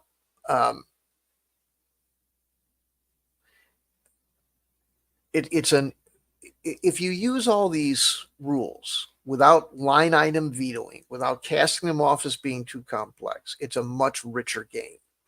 It makes a lot more sense. Timekeeping comes from the old Kriegspiel, the old war game, where you're trying to achieve simultaneity in a system where you can't in real time. If you have a bunch of troops on a table, everything should be happening at the same time. A battle, they don't take turns shooting each other like in a game. You play a regular war game, you go, here's your firing phase. Team 1 fires, then moves, then does this, then does that. Now team B gets to do this, that, and the other thing. And the big complaint is that's not how it works. Everybody's jockeying for maneuver, and everything's happening at the same time in real life. So for years, all wargaming was an attempt to achieve simultaneity, trying to get a turn-based system to be as close as things occurring all at the same time as possible. And timekeeping helps you do that, as well as tracking what's going on when you're in different places, which leads back to the deal about gold and XP, where if your magic user needs to level up or wants to and has to go to some, Hogwarts version of D&D versions of Hogwarts or whatever, and go mix potions for a few months, what's up with that? But are you following me? Yeah, I'm following you. No, it makes sense. Because you would have to either pause the game or, well, I mean, we're from modern sensibilities, and we grew up with VCRs and fast forwards, and then DVDs even more fast forward. So there is that concept of, okay, we understand that this would take 2 months, but we're going to fast forward so we can play next week. Does that make sense, or am I off the rails? Well, that's what some people do. But um, what you'll find is this is one of these things that often, if you try to skip over it, oversimplify it, or work around it, it may be seemingly a solution to that problem, but it'll make a less rich game. This is the thing where I've seen years worth of people going, that's too hard, that's too complicated, that takes too much time, and they stop using it. And then they go and bend them. They come up with all sorts of different ways to um, do it, whatever it is. And those new its make their own issues. And they find themselves constantly having it's like this. It's like a remember stereo equalizer. I mean, they may still exist, but remember when the stereo equalizer came out? You know I what I'm don't talking remember about? when they came out. They always existed in my lifetime, but Maybe they did. I don't. I, I seem to remember seeing yeah, a lot more of them. They became whatever it was. But I remember going they to a became house. they became a you know sought after thing probably in around the late 70s, early 80s, Right, they where start showing up in people's yeah, houses instead of just recording studios. hmm And you go to the guy's right. house. Like I had one guy who was just an audio visual freak. He just was, and if you touch that thing, he would get really pissed because it was like a combination. He had every knob just where they're supposed to be, and if you knock one out of calibrate, it affects all of them. You'd have 5 or 6 different knobs, and moving one, it was it's the same thing with these games. That modifying one, that's why there's a lot of people who tell you all these would be game designers that make mods or variants. They don't know what they're doing, and they're just wrecking a system that is carefully balanced. So you want to have time in the game. But the idea of having it be people who say one for one, that's ridiculous. What am I supposed to do? That if it's one for one, if it's real time, then it technically never ends. So uh, there's no fast forward, there's no rewind. What if we play a session? Let's just, for example, we being a group of people, we play a session. We're in a dungeon. And it's time to go. Everybody's got to go to work the next day, whatever. The session's over, but they haven't left the dungeon, and you want to play one for one. Okay, so what are you saying at that point? What if they're down there, they being the characters, and time's still They starved ticking? to death. Yeah, they might starve to death. What if a monster wanders in? All sorts of things can happen when you're away from the table. And you have to account for that in some way. Now, the way that these guys originally did it is they did a lot of that for a while, according to Kuntz, but they changed after a while for certain reasons in certain situations. They never played one thing the same way. They were learning, they were developing, they were play testing as they went. So all these guys had their own ideas and their own ways of playing, and everybody just accepted it. And they were just, it was a witch's brew of trying to get everything the way they wanted it. So it wasn't always the same way twice when they played. But for some times, they did try to incorporate this because it was a part of the Kriegspiel that the game evolved from. But it was never, real time. So I have this highlighted. Can you see this, or do I need to zoom in more? Can you see what I have highlighted here in the book? Well, you Well, not with my eyes, but maybe. okay? Well, Ooh, let's zoom in a little. Is that too much? Too much zoom? Use whatever grouping of days no, you that's find good. you define desirable for your Milu. There is nothing wrong with 7-day weeks and 31 days. Blah blah blah blah blah. So what they're saying here is, and this is where I never got where people got the idea of one for one time, is that you and you split it up. You kept time, but you split things up into a section thereof, like every 4 hours or something like that.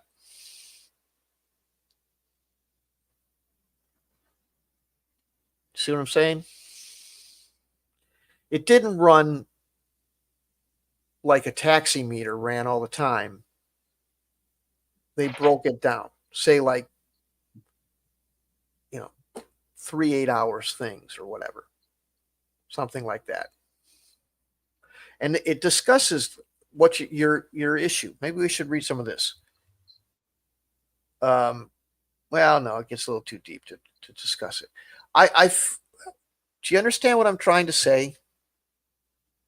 Well, yeah. So instead of counting everything as a 1-to-1 ratio, so if you're playing for a 30-minute campaign, well, 3-hour campaign is more realistic, or something like that, then you would have segments in the campaign that would represent morning, noon, and night. But they Right. would be like the first hour would be morning, the middle hour would be noon, and then nighttime is when you finish for the evening, and then you put it to bed until the next time you play. And time ceases to exist when you're not playing, and it picks up where you left off the next time you play. Right. It by examining the timekeeping and there's a companion piece to it in the player's manual AD&D. But when you examine both of them, what you see is it's a war game turn because these guys were playing war games. There's no difference between the two. But don't take these pieces out because you think they're too complicated. Same with encumbrance. So if you use gold for XP and you talk about gold for XP, but you don't use encumbrance, then what you have is people who can haul potentially, if allowed to, haul out carloads worth of gold. That realistically they couldn't carry. And if that gold equals experience points, then merely the act of logistically removing wealth from a room to another room or to the outside world you have achieved being a stronger, better fighter, or a better thief, or a better assassin, or a more pious cleric, or whatever. And that's why I find gold for XP absurd. And that's why when people go, oh, realism just means complexity and you're just a fuddy-duddy and you're making the game unfun. Or we're putting some reasonable restrictions on things. And Here's the one thing I don't understand you about the understand what I'm whole saying? gold for XP thing. Yeah, I do get what you're saying. But the one thing this is the biggest puzzle I have. Why don't you just directly assign XP? Why do you have to have gold to convert it to assign it When you in play that D, case? right? There's an experience. There's a amount of experience that you receive as a character for defeating a monster. If you go to the monster manual, which is its own publication, you'll find an experience level or value for every one of these things. But you can give it your own if you want to as well. And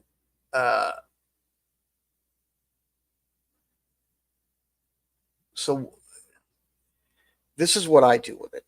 To get to the end of the story, I wanted to make the big lecture about how these game systems work together. And instead of chopping them up for your convenience and creating a whole bunch of new issues, keep them, or as you say, defer them to somebody that's and a lot of people that are if anybody's still watching this, probably thinking, well, that's what a GM does. That's what a DM is. I already have a DM. I play role-playing games, and he's the guy or she's the gal that does all that stuff for me. Okay, but in the realm of wargaming, you're definitely missing that element, and it needs to be applied because all the same things apply. You kept, for example, you kept going over weather, and weather is a massive factor in Oh, I know battle. it is. Massive factor. So you Mhm. always want to. Same with role playing. Lots of people the question is often presented online: do you use weather in role playing? And people him and haw, and some people do, and the other thing. Why wouldn't you want it? It does affect things, and if you have it now, you have, because people will talk about tactical depth. They'll say, well, some of these games don't have enough tactical depth or whatever, and they'll come up with all sorts of machinations to make it so by messing with combat uh, rules. And I've got new combats. I just read a whole blog post about making up a new combat system because there wasn't enough tactical depth. But if you just kept the original rules of the game and brought in weather or something like that, you wouldn't need to make all this new stuff up. I'm saying that in general, what I've seen with a lot of game development is the obsessive desire to try to simplify hasn't simplified. It's just evolved, and it's sometimes made complexity. It's just shifted it to a different area. So I just, the way I handle gold for XP, the way I handle all this sort of stuff is I always have. Well, the other thing about weather, just quickly, is that it provides a more immersive experience. It gives you another narrative tool to describe what you're in, to get people to feel senses, to get an idea of what's going on. Are you sweating your giblets off because it's 85 degrees, it's hot, it's sweaty? You might, and they can generate their own challenges. If it's hotter heat than stroke a factor. right, do you need to carry more water? Mm-hmm. Or do you need to go find something, a little bit warmer than that chainmail bikini because now it's 30 below and freezing? How How did is you that? know I was wearing a chainmail bikini? There you go. But it's I turned my camera off, right? No, right. I'm kidding. So No, just kidding, guys. Not fight, really. fighting somebody on an ice rink is a lot different than fighting somebody on a chunk of regular dirt. You don't have to Yeah. use a slide rule to have that detail included in combat, uh, Well, and make it more and interesting. this is Yeah, That's and right. this is kind of the reason I keep bringing up weather is, and I think the difference is that when you tell most people about a war game that includes things like weather and terrain features and taking in wind speed if you're going to have an archer who's playing or any of these kinds of detailed aspects of it, they imagine themselves having to account for it. I got to go to a chart somewhere. I got to look at a calculation. I got to determine this. I got to roll an extra die for this. I got to do all this extra work Right. to account for these details. Mm-hmm. And Mm-hmm. that's where people reject that kind of stuff. I think people want the realism. They want the immersive, at least myself. I can really only speak for myself. I want the realism. I want the immersive experience. I want the challenge of, okay, I've had 50 battles, say I'm theorizing in the future. I've played 50 battles and all of them have been in the French countryside. I know how to do that on clear, beautiful weather. Sometimes at night, sometimes in the daytime, but that's the only variable I've ever faced. What's it like going through the Battle of the Bulge Right. where the snow was so deep? And my grandfather actually fought in the Battle of the Bulge, and he still for the rest of his life he would never go any further north than Virginia because he never wanted to be that cold again Right. because Right. it was that traumatizing. I mean, it was that intense. Yeah. The frostbite was real. The discomfort, the constant grinding, cold numbness in your hands and fingers when you're trying to pull the trigger on a weapon or even just open up your MRE or whatever. He still remembered all of those things as very unpleasant experiences that the war left him with memories of. So, those kinds of things are real. If you're going to be playing a war game or you're going to be playing, even if it's a fantasy game, there's a realism within that world's configuration, whatever is real for that world, because they all have their own, special rules that apply to just that situation. So Right. you want to have that as a new challenge. Especially if you've been playing for a while, if everything is just sunny California all the time, you're going to get bored, Right. Right. But at the same time, if every single time I have to take a turn, I have to break out multiple sheets of paper and calculate up, okay, I got this to worry about, and I got how much does this affect me? And I'm writing down all these numbers. Well, now I'm back in math class and I'm having nightmares about math class. I had a bad math teacher, but anyway, it's not fun for a lot of people. Math is just not the first thing they're like, oh, I got some free time. I think I'm just going to do some math. Nobody wants that. So that's where the game master comes in and solves both of those problems and also solves the problem of making it an immersive experience. You just give me a map and you just give me dry descriptions of, well, you rolled a 20 and you needed to roll an 18, so you hit the guy. Okay, great. It's still all a comparison of numbers. It doesn't spark any imagination. Right. That's where a DM or a game master comes in to give you that experience, so you feel like you were there. Right. It now just one last thing here with the timekeeping and all this sort of stuff. So what I'm let's just break it down. Timekeeping is about simultaneity. You can have a separate party. There's a whole discussion in about separation of party. Now, uh, most people go, I don't need that. Why would I separate my party? Well, who knows? If you have a game where agency is king. Now, agency is this thing that people like to use as a description for the. You've heard the term railroading. You know what that means, and the antithesis of it, the antidote is agency, where you can go. You as the player can make whatever decision you want. So if you're fully committed to that, um, then you have a even stronger possibility of a party that might separate for whatever reason. The story might uh, do that, um, and by using timekeeping, you can handle those issues better. There's all sorts of other good reasons for timekeeping.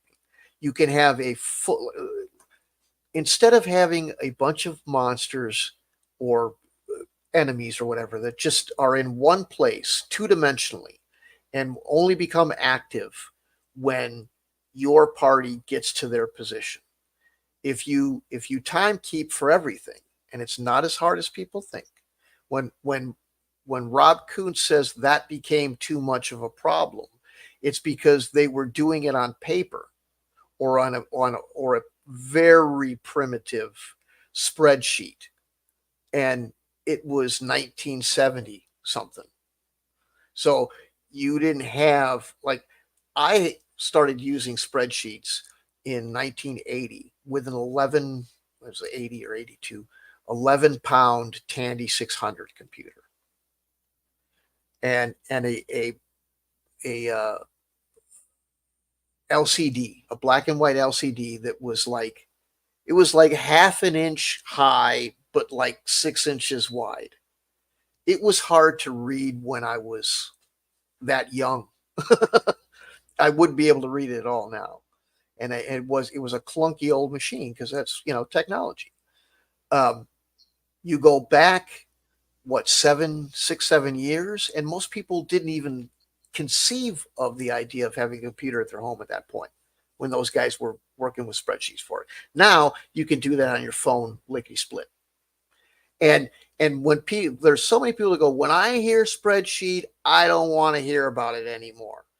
That's not a game to me. That's not fun. Okay, well, you're the player, like we've been saying. As the player, you don't want to have to touch a spreadsheet. Fine. As a DM, you're using all sorts of tools. Spreadsheet could be one of them. I have my own tools that I provide with the service. It's called RealmWorks, and it does essentially the same thing. The point is it tracks everything. So now you truly have wandering monsters. I don't need to roll up wandering monsters on a chart. I have them on the map already, and they might wander into town and start something. They might wander into one another and start something.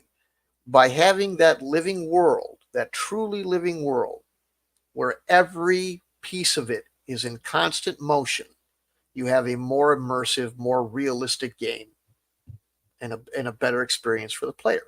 So that's one of the things that we offer, and and again, without any work.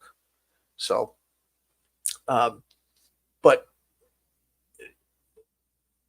I do like to make the point that D&D and being the granddaddy of RPGs and all RPGs just end up being war games. And the time component is one example. When it comes to wargaming, having a time component is key, again, so that you have that simultaneity, that everything's happening at the same time. Same with combat in RPGs. Uh, a very um, unpopular rule or rule mechanic is the idea of encumbrance, which is how much can you carry. Most people want it, and my people, when I was young, I couldn't get many people to do it because it was mathematically heavy. It doesn't have to be anymore, but it's the logistics of role playing. And anybody who's a deep war gamer will comment that it's, that old adage that was brought up by Ike Eisenhower, professionals talk, amateurs talk tactics, professionals talk logistics. That if you have that imaginary chain around you, it makes for interesting decisions. It makes you have to strategize and plan out better. People who complain that players are murder hobos, they are such because you're not weighing them down with encumbrance.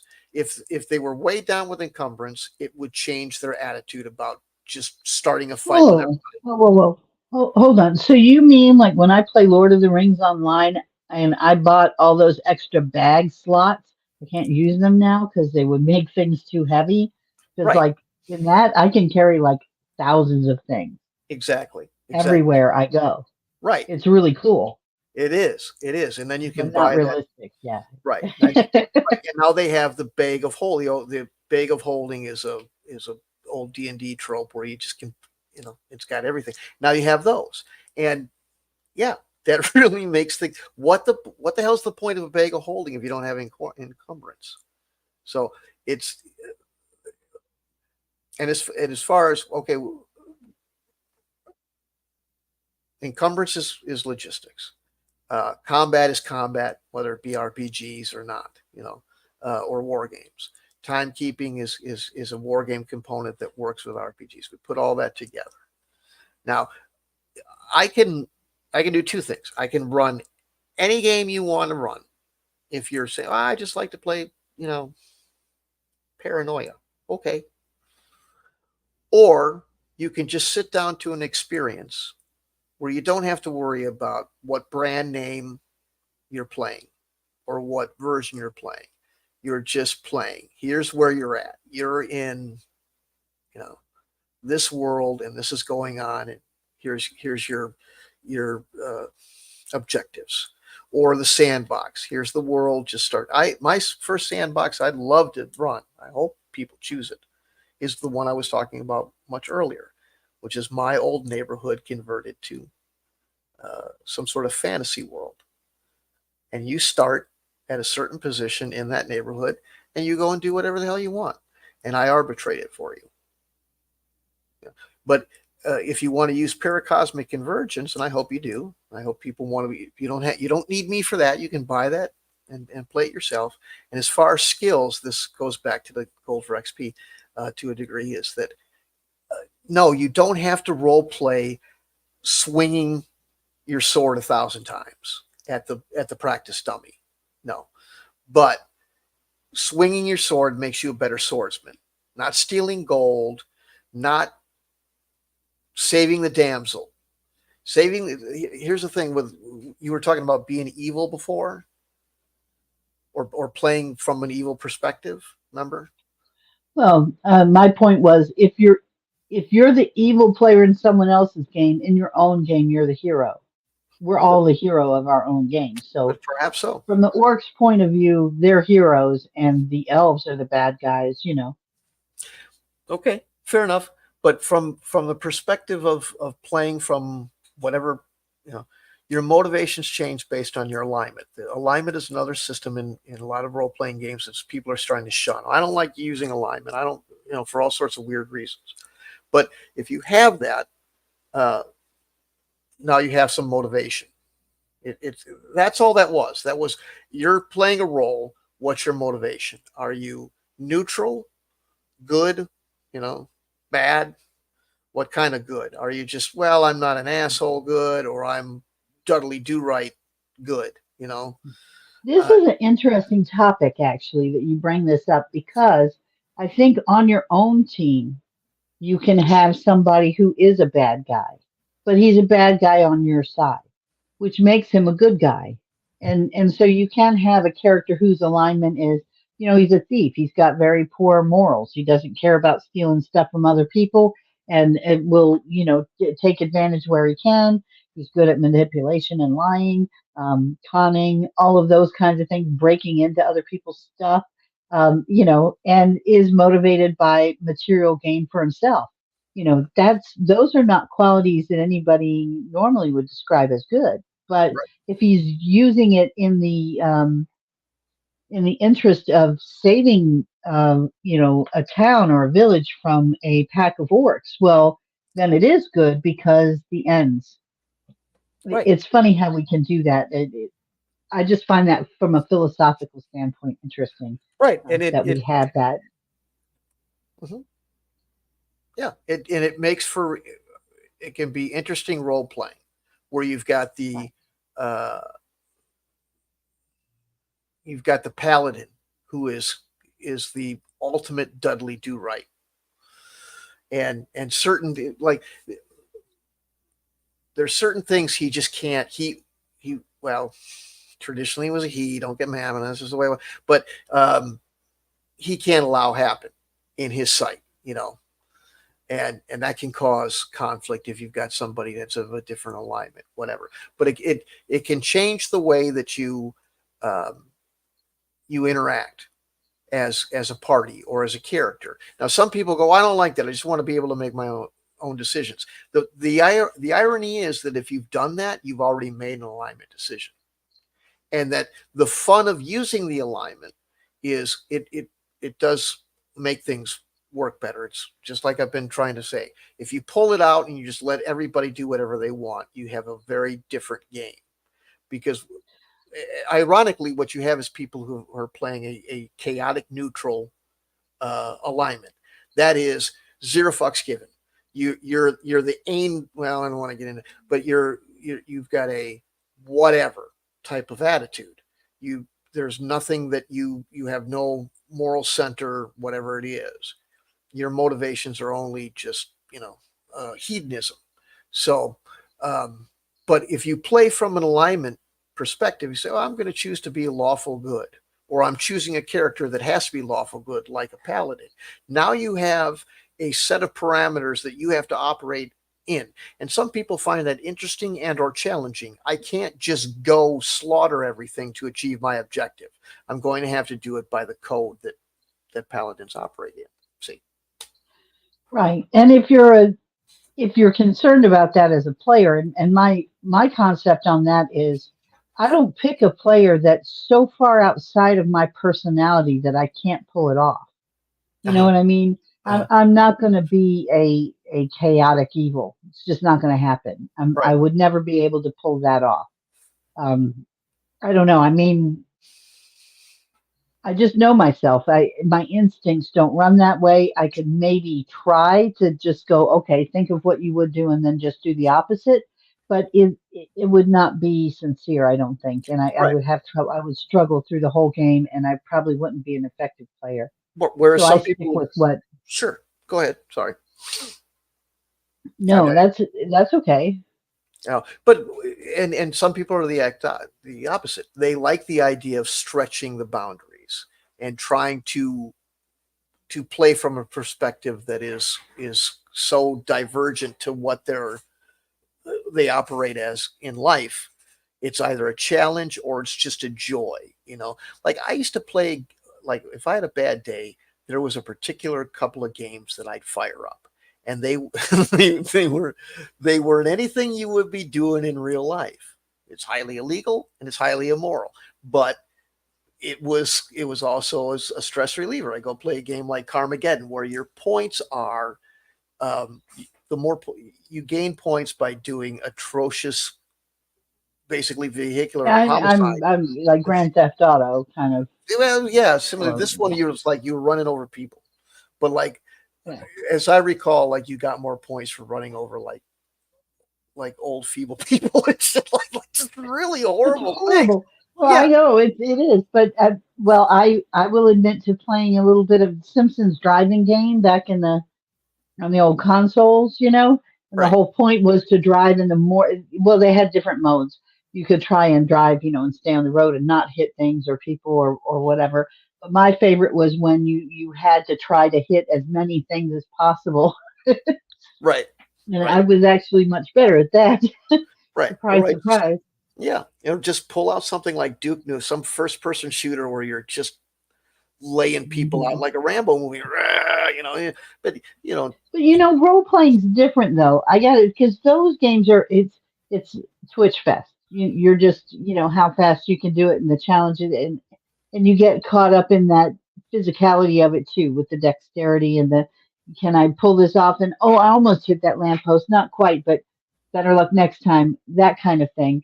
mhm. Versus a role playing game where you actually get immersed, you're making decisions, you're embodying that character, you're talking in character, you're acting the part actively Yeah. in as well with other people. So you're interacting with other people who are reacting to your act. It becomes more personal in a way that I think I would have trouble pulling it off if I were to try and just go full on Darth Vader or something. Right. But that's it. It's each your own, and you end up becoming uh, laying down on the spectrum somewhere, the alignment spectrum, no matter what. So when people say, "Hey, we're going to throw that out," we think it's a bad concept and all that. But is it really? Because whatever you choose to behave like, and you feel like you're unrestricted, you're still somewhere on that spectrum. So why not just use it anyway? Because it can if you're playing a large campaign where there's a lot of NPCs, that system can help. And there's a lot of games like D&D where you can sense somebody's alignment through magic or something like that, and it's now you know their intention. Are they deceiving you and they really want to steal the gold that they're helping you win? Do you know for sure? Well, maybe if you've got that magic user or whomever, that's the person with the psionics or whatever it is, that can, you know, read a mind, be Counselor Troy, all of a sudden now you know that guy's trying to be a dirty, or maybe he's not, but at least now you can be suspicious that he might be later on because it's in his character because you've been able to you know, learn their alignment. Hmm. You don't go walking. It's not a badge that you wear as a character. It's not, you're. It's just a parameter. You're not announcing it to the other players Right. either Right. at the beginning of the game. The only way you would know is if you discovered it through their actions or you were, you know, Right. did some kind of, I guess you could do a revealing kind of spell or whatever. That reminds me too, in these games, when you have a dungeon master, some of the mechanisms to be able to have players communicate with just the DM Well, to, and that goes in because the other thing when you got into time uh, marking and all that, people and separating the group, people go, that's too crazy. Now, what am I supposed to do? Am I not supposed to show up tomorrow or for next week's session because my guy is somewhere else? Well, I want to play and blah, blah, blah. Well, okay. Yeah, there's ways to work that. You could work that out by going back to Kriegspiel because that's what this is all about. When the original Kriegspiel, you had the GM in one room, and you had team A and team B in two totally separate rooms. Now, if you have somebody from team A who's separated, okay, and some people, I don't have that many rooms. Well, I mean, these days there's a jillion ways to do that if you're in person. But in person is a luxury that most people don't have. There's a lot of gamers. I just heard it yesterday. More people going, "Oh, I can't. There's nothing like playing face to face. I just don't like that technology. I don't like being." And I always found it interesting because they're saying that while they're talking like you and I are. They're talking on Right. Zoom about how they don't like technology and they don't use it. Okay, Right. but but but I don't know what it is about people that there's some of the arguments are fine. It's more social. I can read people's faces better. All that. Okay, fine. That may be true. I don't know about the reading faces at 1080p. You can pretty much figure it all out by now. As far as faces go. Right. But um, what can I do here? You don't need to walk away from nothing if you're on VTT. I can put you on a Yeah. different channel. I can mute you. I can do all sorts of things at the touch of a button so that your lines of communication are specific just to what you'd be able to perceive and no other, without having to go through all sorts of different machinations to achieve it. So there's that. Same with visual. Very cool. So with I want VTT, to take a I want to take a moment. Sorry to interrupt you, but I just want to take a moment and say welcome to everybody who's come and participated and listened in the live. You know, comments are always welcome. If you have been enjoying our content tonight, please don't forget to like, follow, and subscribe so that we can, you know, stay in touch. And also, we're a new channel. This is our first live, so thank you for coming and listening.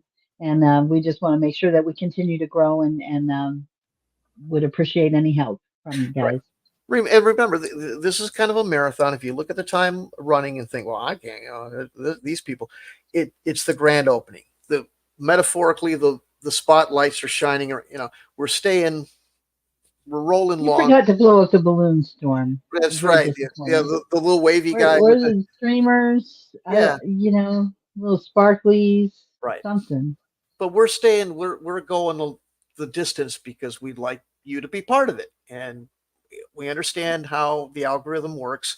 And right now, trying to get more people through the door so they know what's happening, what's going on. So don't think that next Right. time you'll have to sit through dances with wolves. It's a grand opening. So come on in and speak up if you're here. Share the information with others. Uh, I think we're going to bring something new and different to the table than the typical panel show that you see. All in all, we're going to get plays. I know there's a lot of people right now that are watching games being played. You're going to see that here, and Hmm. you're all going to be you're all going to be able to play some of them, all of you.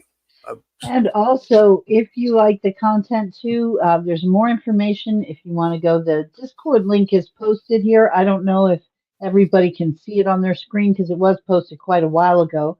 But if you want to post those links again, Storm, for anybody who wants to join the Discord, that's a way to keep in touch and also, send us messages, try out some of the games, and meet some of the players that we've already had for some of our previous games that we've been playing. So if you're interested in that, feel free to click on over there and check it out. so, right, we'll put that up. So, it, speaking on alignment, if you're still not convinced that alignment is something for you, what I've done with the paracosmic convergence is alignment still is a thing, but just like any game, just because I'm making the case that you shouldn't line item veto, and I'm not really saying that. I'm saying that if you just willy nilly rip whole sections of a rule book out because they seem too complicated to play, you may be really significantly changing the experience. And you go, this really isn't what I'm looking for. Well, maybe if you just tried it. So, and in general, you should always learn the whole game, even the parts you don't like. If you want to modify a game, you should understand it completely so that you can modify it correctly. Um, so there's that. But if what I've done with alignment is I have motivation, and it twofold. It for people that have some issue with the traditional good, neutral, bad, or the expanded lawful, chaotic that is added onto it. I have motivations. I was going to present this to Magenta if we had time to play a second scenario, or a third scenario, I should say, on the Normandy, where I added it into the soldiers. And some of the soldiers' motivations were, king and country, that sort of thing. But some of them were a little bit, there's quite a laundry list of them. Oh, no, no, no. I heard it on good authority from the French guys that we were fighting for baseball and apple pie and mom, but they couldn't get mom in France. So, she's rooting for us from. Right. That was yeah. Yeah, that was my attempt at saying, hey, we might not be able to speak English, but we're trying to tell you we're pro American, we're for you. Um, right.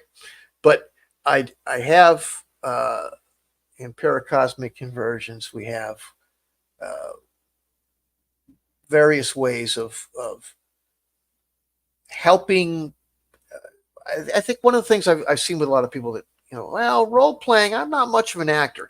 Role playing really isn't about being an actor. There's lots of people that take it to a level that is thespian. They're big into theater, like my theater, what do you call it, stage crew people. I knew a lot of them, like high school stage crew people, and they were big D&D players, and they would, they'd get very Shakespearean about it. You don't really have to do that, but if you're thinking, I don't know what to do with a character, I don't know how to act, um, these are a little bit more uh, specific that can help you out. Like, for example, I have a list of traits, just personality traits that you can add in to a character or randomly determine for a character that'll help you maybe give it a little bit of him or her, I should say, a little bit of because maybe you're playing a bugbear or something, but add something to it, like judgmental, kind, lazy, immaculate, honorable, harsh, generous, something like that, just a little framework for you to work with.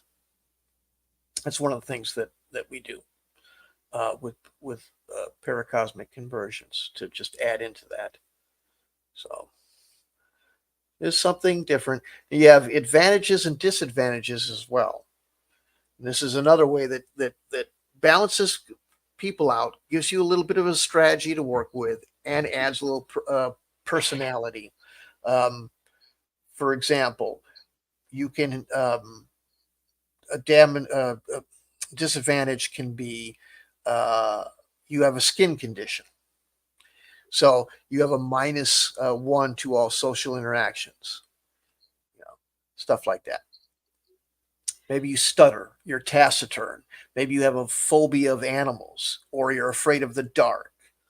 You know, excuse me, or you have an obsession, or you have I have a few obsessions. right something. I'm trying to think of the word narcolepsy, something like that. And you can have advantages as well to balance them out. Maybe you have an eagle eye, you got really great eyesight, good aim, you know, things like that. And we also have NPCs that have these built in to match their personality. For example, if you're a rural, say you grew up in rural America, somewhere in the West, perhaps, circa like for World War II, chances are you might be pretty well versed with a rifle or a shotgun or something like that. Especially back then. So you might have the good aim attribute, or you might have the tracking attribute, or the green thumb because you're a farmer, something like that. So that's some of the ways we make a little bit more individuality, I should say, to the characters. And you can generate these randomly if you want them. If you want to, yeah. If you're a DM and you want to make NPCs, there's all sorts of charts that you can just roll up an NPC with details that most people balk at or don't want to come up with because they're too complex, like dependence. Why would you need dependence? Well, I put dependence with all my World War II characters so that it just adds to the drama. Now, if you're playing a soldier and in a group, and your buddy Jimbo gets snapped by the Krauts or whatever, send his things to his grandma. He got raised by his grandma. That actually came up in the D-Day game, and that was the emotional moment. I talked about this earlier when the live first started, but that was a lot of folks listening now were not here for that. But um, we did a June 6th, we did a D-Day playthrough, just a test playthrough of D-Day landing, paratroopers landing behind enemy lines and in the French countryside. And I was commanding a squad made up of some of the folks who were landing. They weren't with their original troops. Um, and one of the guys in my squad was killed in action, and that was one of the things that we did. We tried to save him, and it was a surprisingly emotional experience, even though I knew it was, I mean, you're role playing, but it felt really intense because that was one of the things, that I decided that my character would, of course, want to, collect the dog tags, look for any messages, letters home, that kind of thing. And it really I got actually a little choked up. Now I'm super, Storm will tell you, I'm like, I cry at commercials if they're emotional enough. Um, so that might be unique just to me, but I felt it. And it was a surprise to me because I never really had that kind of feeling in a war game or any kind of, I mean, usually you're just moving those little chits around, and it's like, you lose some guys, or like you're playing chess and your pawn gets taken. You don't ever cry over him. But this was more of I felt really involved and invested in it. That's part of the idea. So, yep. Um,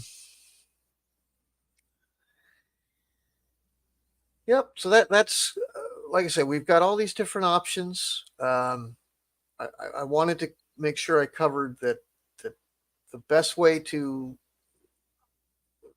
do these things is to use all the rules at your disposal, at least at first, and then decide what you want to get rid of. But the similarity between wargaming and RPG, they are the same thing. Whether you're playing in a dungeon with 5 people fighting a dragon, or you're playing on a battlefield with 5,000 people fighting one another, or whatever have you, all the same ingredients are there: logistics, weather, time, combat power, wounding, healing, whether it be, Madame Pomfrey or Jimmy the combat medic. The mechanisms may be slightly different, but in general, you're all doing the same thing. And we want to mix the two together, and we want to bring you to the table. And if you're a veteran gamer and you want to try something new, I've got a system for you that I think you'll really enjoy, and it's very simplistic and yet very comprehensive. If you've got your mindset on somebody running a game for you and your pals that you like, the old paranoia, just straight up old D&D, whatever have you, uh, that can be done. But mostly, here's the thing. Let me share you one last great big detail about me. And I think probably we should, let's see where we're at here. Well, probably want to start wrapping it up. Again, we took it to a, a large time slot just to try to get more people involved. I see 56 people have at least taken a peek at us on Twitter, as I understand that counter works. Little disappointed that more didn't speak up. We if you're watching now, please speak up. Shut me up. Let's have a conversation with you, not just me. Um, No. Sorry. The way you worded that just it struck me funny. But yeah, everybody is welcome to talk. We do host these lives. I mean, we've done a lot of talking. And we always want to hear from people too and have, guests come up and talk.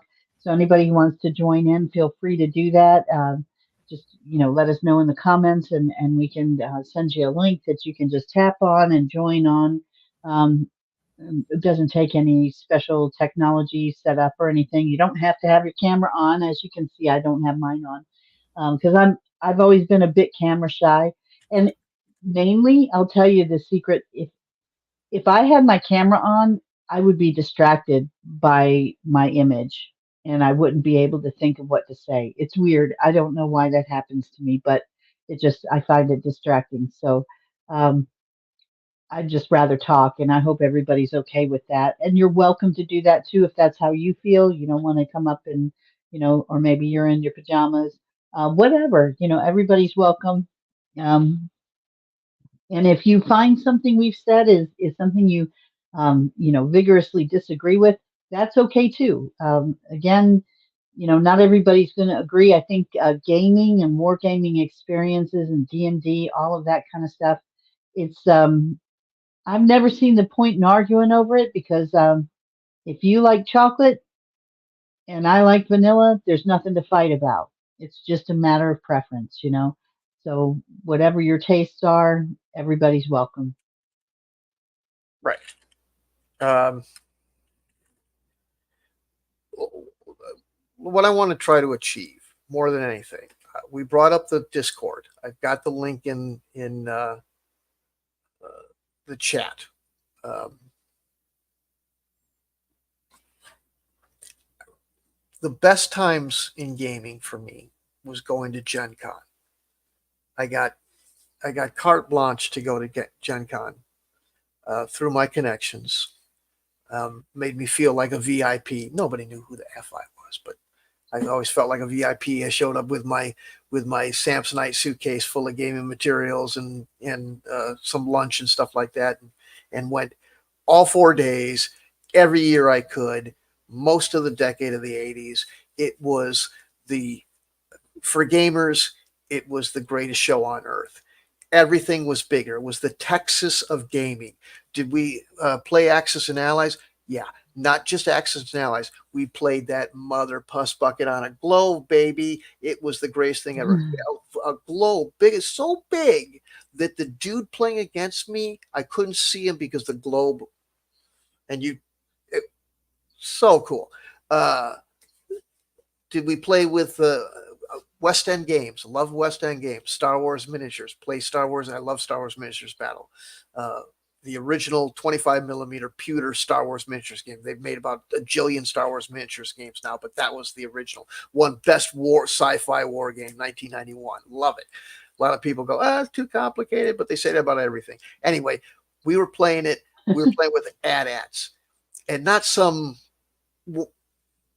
the AT-AT, the one you bought at Toys R Us, because that ended up being the exact right, well, not exact, but close enough scale to the 25 millimeter metal figurines that you bought. Oh man, it's some shit. And like I said, that big 4-foot Star Destroyer and a little Carillion Corvette made out of plaster Paris or whatever they're using on dowels, and oh man, it's all sorts of stuff like that. So but more than just the stuff they were doing, it was the people. Everybody there, everybody wanting a game. Very few people were being, you know, douchey about it. There wasn't a lot of, there was some arguments, but there wasn't nothing like online, you know. Um, and big games. Wasn't me and the two guys I had to con into playing for 3 hours before we went out and played football or something like that. It was 15, 20 people at the table playing something in depth, chunky, and went by like this because they had people running it for you. You had the GM, you know, and that's what I want to do. I want to see a lot of people on Discord playing my games. Is it a service? Yeah, it's a damn service. I mean, of course, but I want to see some fun, and I want to have some fun doing the service. But I want big games with a lot of participants. Think of it like a bowling league of the modern era, Yeah. right? I gotta say too, I've seen some changes online. I remember when I first went online, when the internet, when it was AOL was all I could get, because again, I lived in a very rural area, so we didn't get internet right away. It took a lot longer to get out to those areas, and the only way you could get it, you had to dial long distance, and it was expensive. It was too expensive to reasonably use it that way, for any amount of time. So by the time it finally came along to where we could do that, it had been out for a while. But the chat rooms in AOL were a thing, and the that was also a thing later on. There were other ones that you could join, and there was no like video chatting though. It was all just typing mostly. And I got to tell you, it was a wild west, and it was like the ugly parts of the wild west, honestly, for a while. But I have noticed a change. I've seen where there's still some corners of the internet that get mean and nasty, but I have also seen it become more, where people are seeking healthy, happy interactions, ways to play games with each other, get to know other people, find friends, and find entertainment and enjoyment on the internet instead of looking for ways to, mess up someone's day, which was a big thing when it first started. I don't know why that was the case, but um, it shouldn't surprise me. When phones first came out, one of the first things people did with them was prank calls. So it kind of seems like a thing. People get new technology and they find a way to kind of find the way to misuse it first. And then they settle down and go, okay, well, actually, let's use it for the good stuff now. So I think we're at that crossroads point now where we can, have services online that can be enjoyable for people and entertaining, and that's what we're looking to see.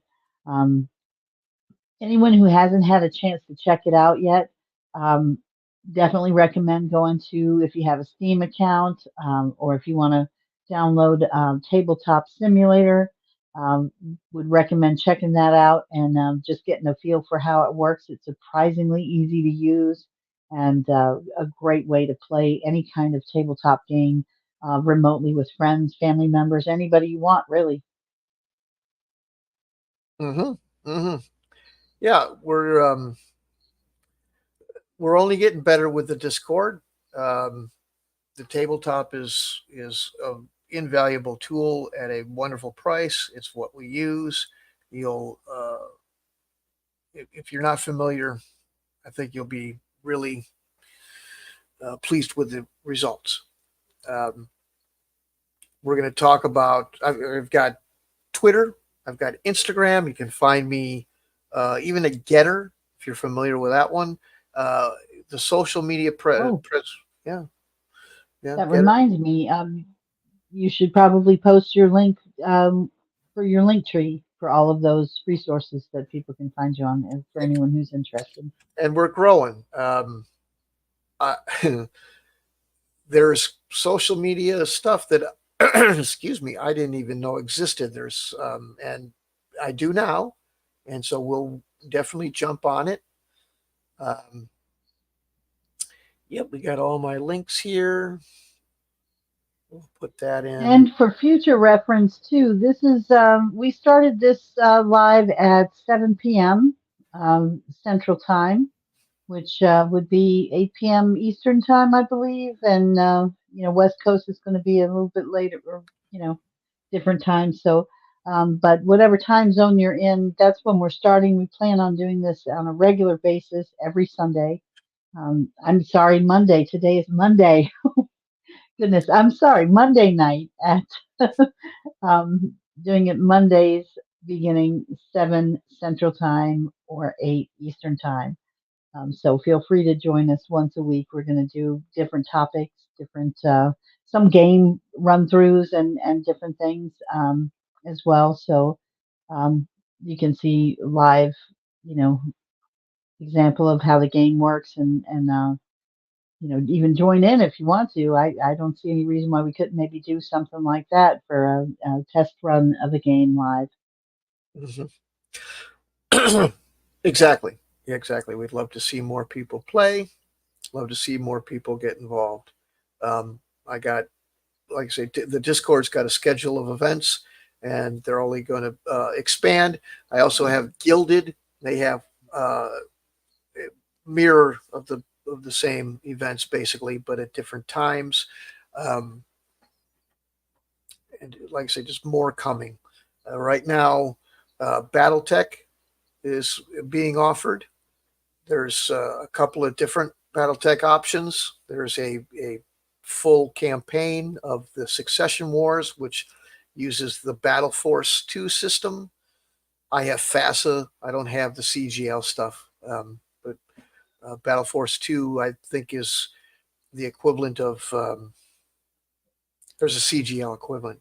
It's almost the same game. So if you have the CGL material, we can work with you. But it's the Lance level war game. We have a mech level war game, the straight old BattleTech. We have a campaign for that as well that takes place on only one system as opposed to the whole galaxy. More World War II coming along the line. Let's see what else. I think me and Magenta are going to be playing a war game as well soon. We'll be playing the uh, which one are we playing? Which one will we? Bella Magica Antiqua, right? The magical antiquities game. I I'm thought that old. was our next one. So, sometimes the gear Yeah. sees up. I'm old. But yeah, that's the one we're looking for. And Oh, because I'm dying to play it. I want to be a sorcerer there you go. Yep, for real. there you have. And that's another one. I have the Wizard's Tower demo. That feel free if you want to learn Paracosmic Convergence and see if it's up your alley. We've got a quick uh, one-off about the Wizard's Tower, Zymex Tower, it's called. So we can get you right into the game and get you running. Any other service of any game, if you're interested in having a war game run for you, where you have full fog of war, and as a team or as two teams playing one another, you can sign up at Discord, and we can set you up with that. And I have a start playing account as a GM, which is in the link that I gave down there. All my links, Command Post Gaming. You can find me almost everywhere I am. And like I said, there's more coming. In fact, I forgot I have to put Blue Sky. I'm on there now as well. So, or we are more specifically. So again, this is, we're just going to go a little over 4 hours, but that's way more than enough. Hopefully to see some more of you soon. Again, it'll be more reasonable in length, something that you can digest. We're just celebrating over here right now. So hope to see you soon, and hope to see you in between getting involved and playing some games. Absolutely. And thank you guys for joining us tonight for our premiere live. We will be posting other content soon to follow, recorded content that we've done and stuff as well on different topics. But would really appreciate if you enjoyed the content, please like, follow, and subscribe. And comments are welcome too. Any comments, constructive criticism, whatever you have to say, please let us know what you liked, where we could improve. As they say, where I work, feedback is love, So we Yeah. appreciate any feedback you have to offer and look forward to joining up with you guys next week, same time, same station, 7 p.m. Central Time, right here. So I hope you guys have a good night. Talk to you soon. Have a good one. Thanks for watching. Thanks. Bye bye. Okay. And you're gone.